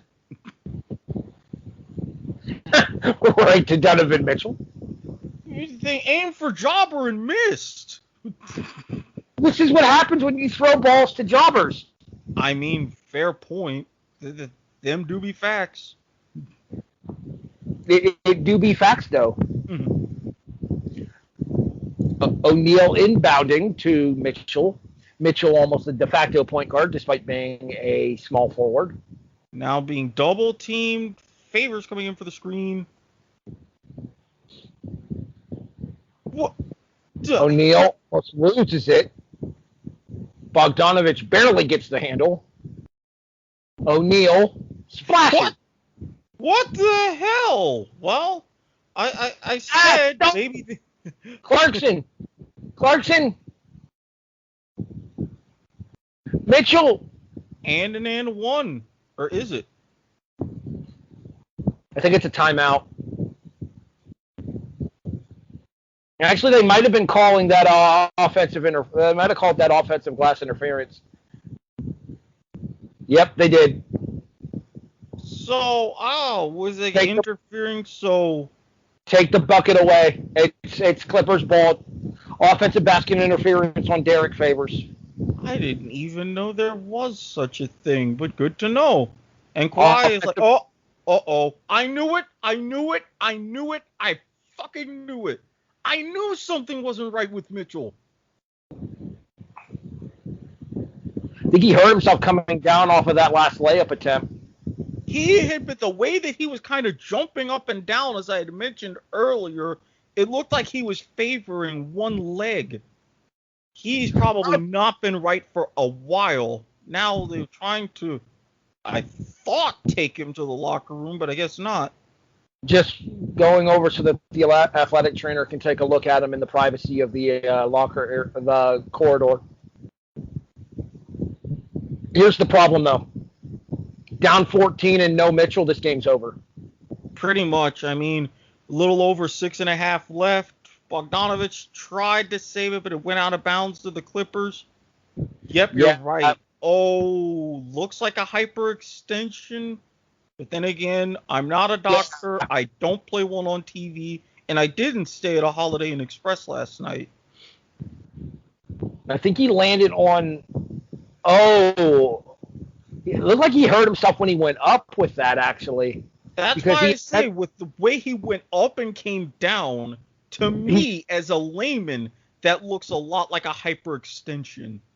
Because you see the way he landed on that left plant foot. Yeah, because he's protecting the right foot. I don't know if you can tell. It's the right foot he's protecting. Yeah. So he didn't even put any weight on his right foot when he came back down. And that's the one that it seemed like he was hopping up and down when I mentioned earlier in the game.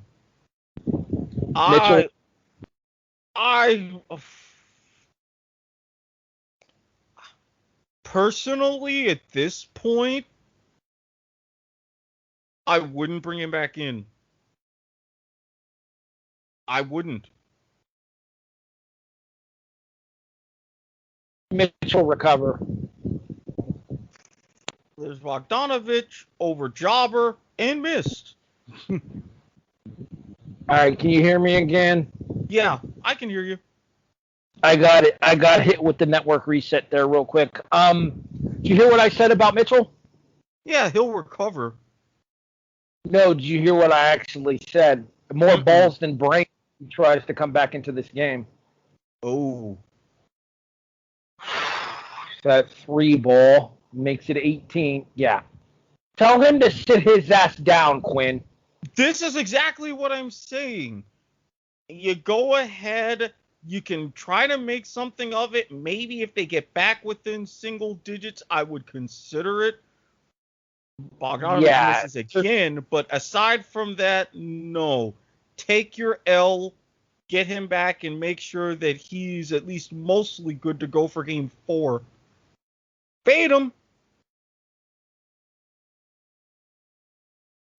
Yeah, this game's slipping away. The Clippers are up by 21 now. There's no reason to put Mitchell back in this game. Nope. Fade him on Ingles, trying to get in his face a bit.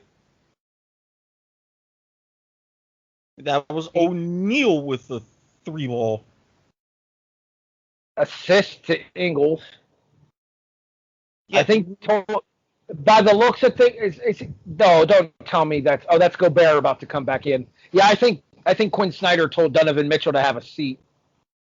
Yeah, he was pleading his case as they're going now into a timeout. Now, was this a full or a 20? It doesn't matter. Well, I mean, it matters if we're going to discuss the. They're going to commercial, so it looks like it's a full. All right.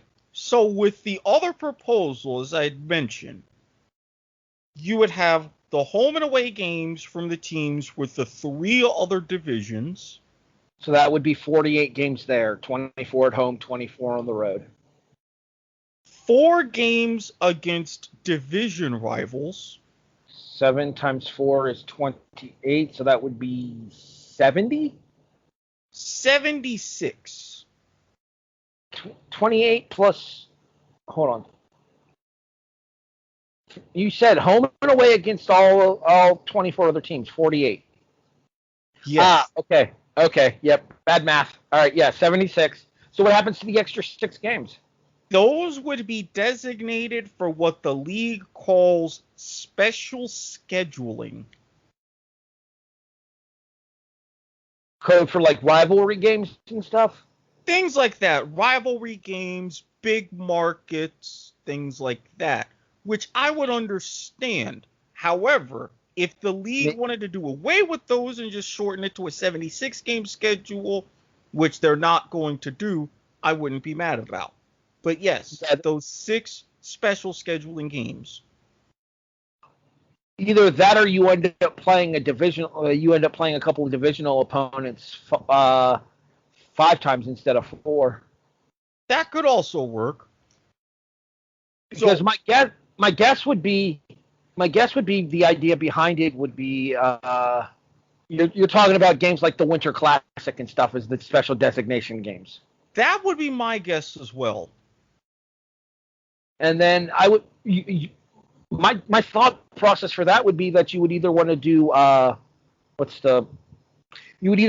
division rivalry games there, or you would want to do like rivalry games there.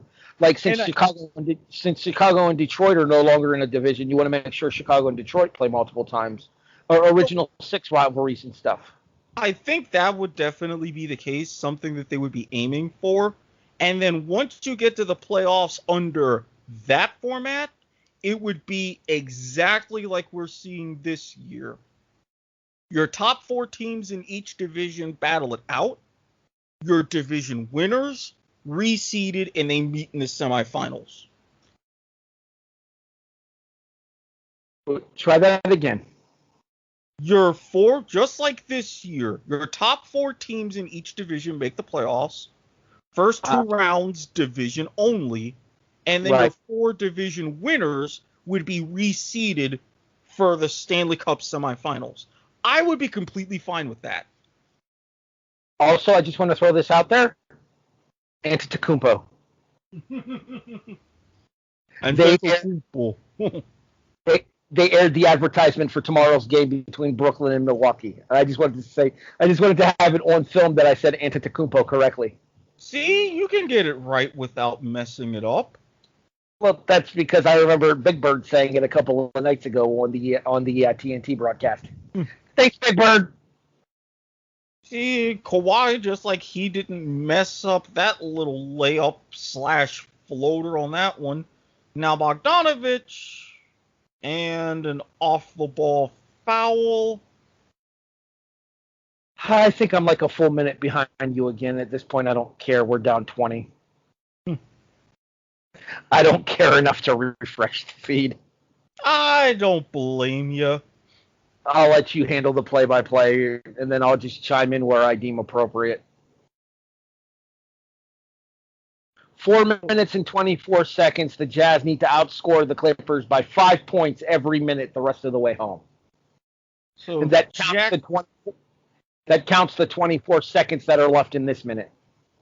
So Jackson bring it up, bounce pass to Kawhi, top of the arc, guarded by Gobert. Try a little fake out. The free throw line, back to Batum for 3. Brick. Clarkson brings it up. Hold on. I will let you know if I think it's actually a brick or not. I haven't seen it yet. Like I said, I'm almost a full minute behind you. Okay, Clarkson brought it up, but the ball bounced out of bounds. And Jobber's going to inbound for the Clippers.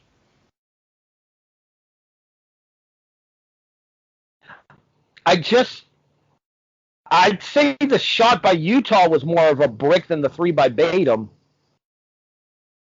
I guess because with that Batum, it hit the back of the rim. Whereas from the free throw line. So now the deficit is 22. Ingles, Batum really in his face. O'Neal driving. Gobert was there, then he wasn't. Mix up and foul on O'Neal, and it looks like Clippers ball.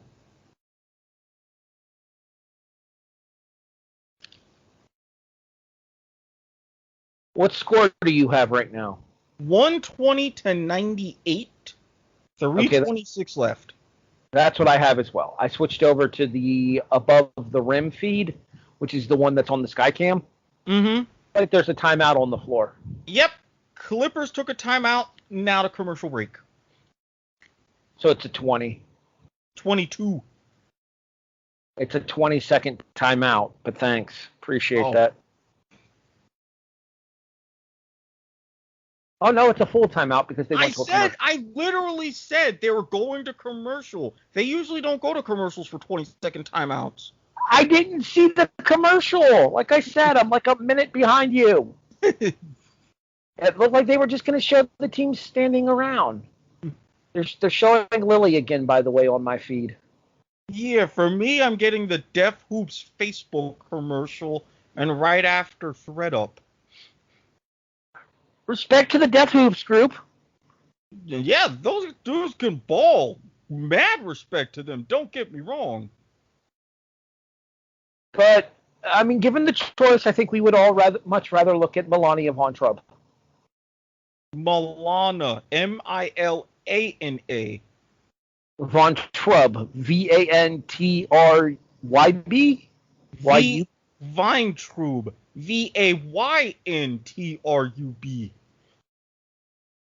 Stalker. Stalker. Not my fault that the internet has a lot of answers to these sorts of situations. I mean, I may have sent you a few pictures of hers of my own, so I can't really talk. See? You see? I can't take all the heat this time. I got nothing, man. I got nothing. Okay, whoa, what the? Oh, Jobber nearly had that one. Now I also have to identify who else has come onto the court. Oh, that's Oturu? Daniel Oturu. Oturu? Wait, is it you? Oturu. Oh, no, that wasn't him. That's Terrell. What the ever-living... Oh, Pharrell. Good sweet Christ, they're going deep into the bench. Yeah, I would imagine. I would imagine that much like us, both teams have checked out of this contest. Like, I would hope there's not a single Utah starter in this game. I will look around. I don't think so. Beverly makes a free throw on an and one, and no, there's not, because I'm seeing a number 3, a number 77. Yeah, because for Utah, you would be looking for 45, 27, 23, 2, and shit, who's the other starter? Well, basically, okay, looking around, you have none of those. No Utah starters in the game. They basically white flagged this one. Clippers up by 25. We picked a fantastic game to do the demo with, Eric. I mean, luck of the draw. This is just like when I went down to Orlando to call a summer baseball game, and wouldn't you know it, rain clouds followed me all the way down I-4. It was a torrential downpour, and the stadium that I was going to call the games in doesn't even exist anymore. Career was over before it started. Exactly. Everything was all set up. Even Mama Watkins came down with me. Clippers up 27 for anybody wondering at home. I mean, at this point, it's like when the Eagles were on Monday Night Football and Al Michaels was going into his Keith Jackson stories. In a 42-3 game that night, it's like, yeah, you're probably wondering why we're talking about this. Look at the score. I remember because it was a story where Keith was mentioning a waxing moon. As opposed to a waning moon? Yeah. You know what else is waning? My interest in this ball game. Segue. Well, I mean, just to know you've only got about 75 seconds in game time before you're fully out of your misery. That's all right. Jeff's still up 2-1. Now the question is going to be, what is the condition of number 45? Yeah, you're going to be getting some good post-game reports on that one. Farrell pass and a nice 3-point shot there. They were replaying that. The lead currently 26. Make that 27. Free throw? Yep, Beverly.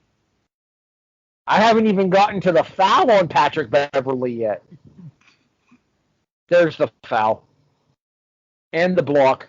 But the block came after the foul. Load of tape on Mitchell's ankle over there. When I say heavily bandaged, I mean heavily bandaged. Look, I'm not saying we're trying to keep the Acme store in business. I'm just saying we might be the second biggest customer behind one Wild E. Coyote. I mean, it never hurts. At least you get the stuff that doesn't blow up. Oh, no, it blows up. It just blows up after the game. There's... What the hell? Oh, is that Oturu? Oh, so he wears number 10. All right. God. I like the wow. fact. May I? Looking at him, I damn near had a Black Irish moment. So, oh boy. Ooh. Might I just state that my favorite part of this particular part of the game has been the fact that neither of us give a fuck enough to know who these players are. Yeah. I mean, We hey, we can at least say that both teams' benches did something. It's like when the NCAA tournament, when like the team is up by like 20 with like 4 minutes to go, and the coach gives all of his bench warmers and walk-ons the chance to say they played in an NCAA tournament game. Exactly. That's what's happening here in Game 3 of the Western Conference semifinals. Utah Jazz at the Clippers, 132 to 106, 19 seconds left. I swear to God, if you shoot this ball, we're going to have problems. I mean, you gotta get their stats. There's a lot of prop bets on the line these last few seconds. We already hit the over. We're at 238. Well, not just the over, your particular lines, but there's a lot of individual player props. Total points, game totals for points, rebounds, and assists.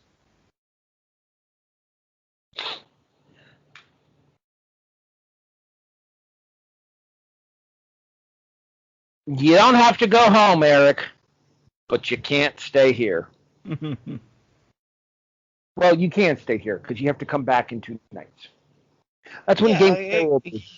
Yeah, they're going to be going to the hotel. It's over, and hate to break it to you, but tonight's leading scorer with the playoff high 31, Pandemic P showed up. That's okay. High scorer in the series, Donovan Mitchell, 45 in Game 1. And he did manage to put up 30 tonight. Yes, led the Jazz in scoring, followed by Ingles, I believe. So with this, I believe D-Mitch does complete the feat of scoring 30 in each of his first 4 road playoff games. He hit it on the number. Albeit barely. Again, as far as Jazz fans are concerned, obviously the big takeaway from this game is how banged up is Donovan Mitchell? Will he be good to go for Game 4? Because Conley is enough on his own not to have for Game 4. I'd really rather not have Conley and Mitchell. It was a double negative. I am aware. I don't care. I'm not saying a word for that one. You're good. So, Okay, it doesn't look like they have any lines or anything up just yet. So yes, rest up, go back to the hotel, see the trainer, and be back at it for a game broadcast on TNT, 10 p.m. Eastern, Monday.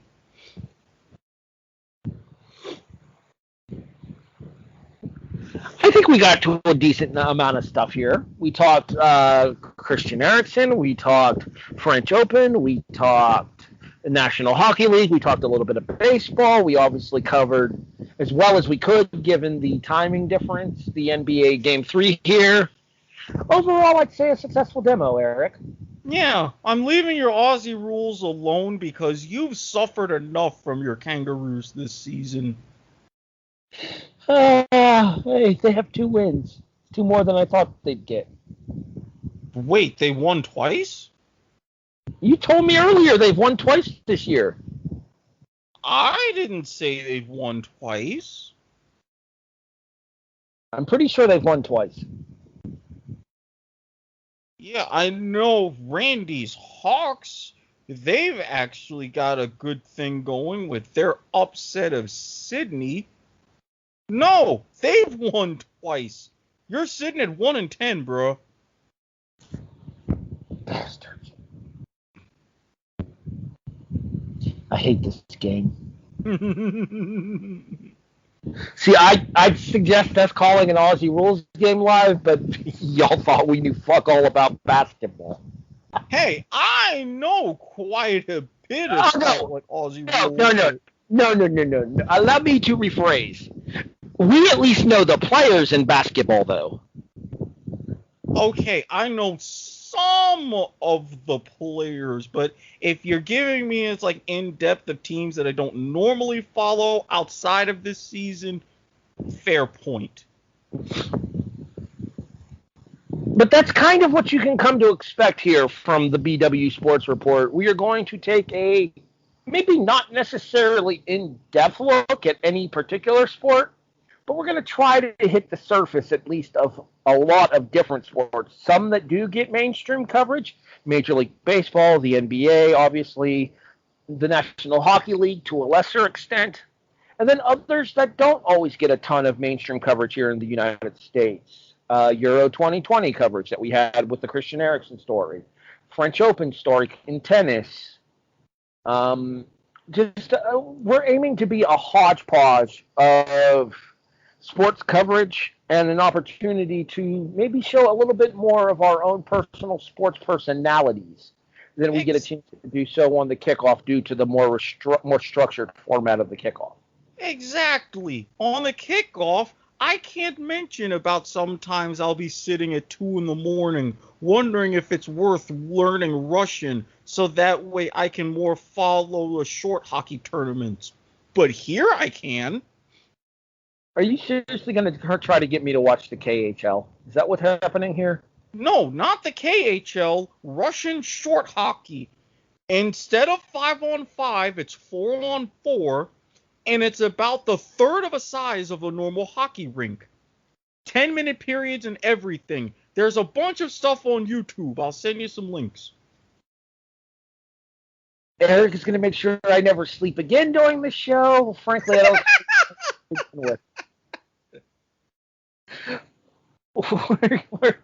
Where can people find you online, Erik? You can find me on Twitter at SquidSportsHead. As we are in the summer of soccer, if there's more opportunities for me to live tweet, like I did with the Nations League final, I gladly will. But if you're not interested in live tweeting and other sorts of things, you can find me on Facebook. Just look under Erik Watkins, and if you're looking for the right guy, remember, cartoon me, full Jaguars gear, sitting in a recliner, drinking a glass of wine next to a pile of laundry. You'll have the right man.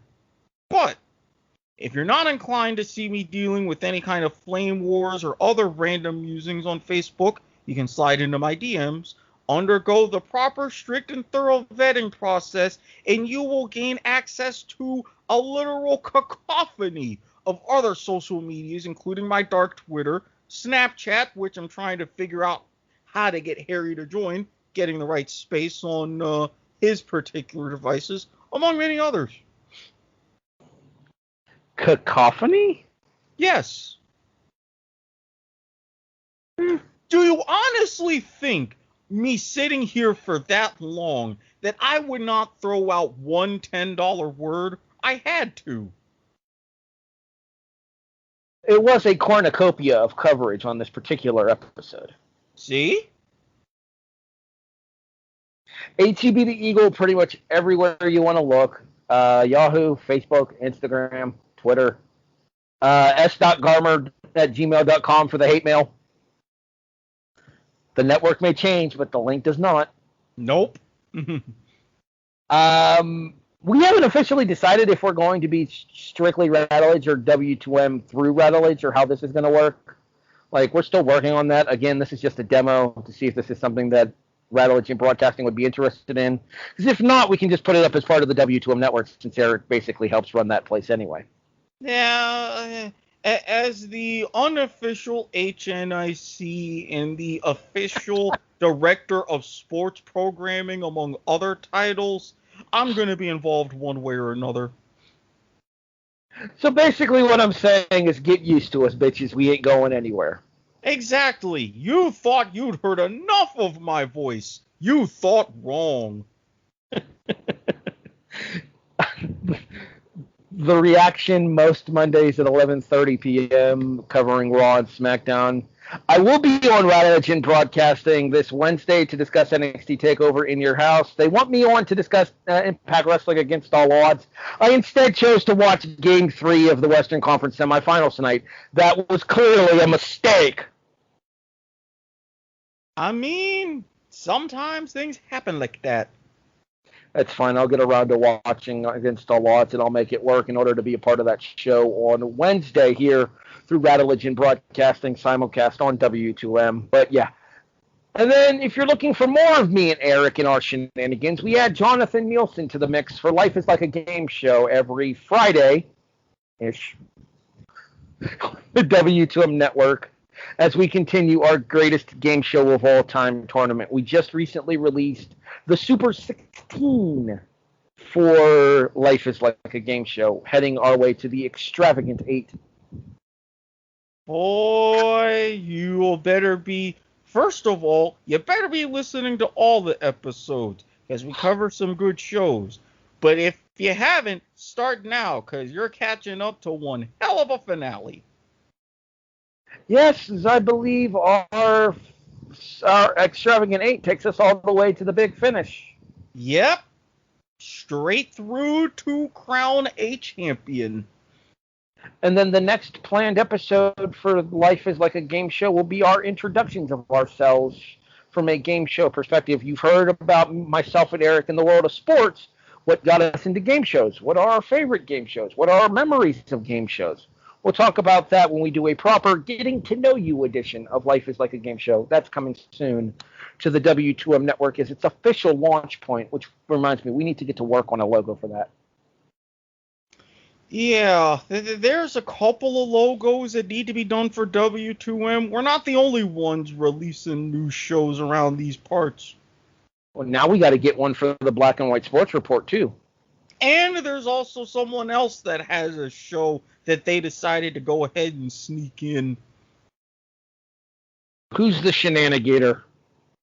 That would be one s.garmer@gmail.com himself. How dare he? Well, I mean, to be fair, when in gearing up for covering E3, he decided, well, since we have video game podcasts, why not add an anime podcast? Why it's called Talk the Cake, I have no idea. I'm sure they will explain their reasoning. And then you can send all hate mail to s.garmer@gmail.com. Indeed, you can. He's Squid. I'm Eagle. You've been listening to the BW Sports Report's debut episode, pilot episode, premiere. Call it what you want to. Get used to us here. It's part of the Radiogen Broadcasting Network in association with the W2M Network. You can find us online at W2Mnet.com, in addition to all of your favorite podcast listening services, iTunes, iHeartRadio, Stitcher, Spreaker, Podbean, Castbox. Hey, Eric, guess what? Spotify is here. And I'm gimmick infringing myself because I can. But is it really gimmick infringing if you're infringing yourself? Granted, I do a lot of things to myself, but that's different. I'm heading to do something to myself right now. I'm getting a drink, people! Clean your mind! He's Squid. I'm Eagle. Thanks for listening. We'll catch you next time here on the BW Sports Report on the W2M Network through the Radiogen Broadcasting Network.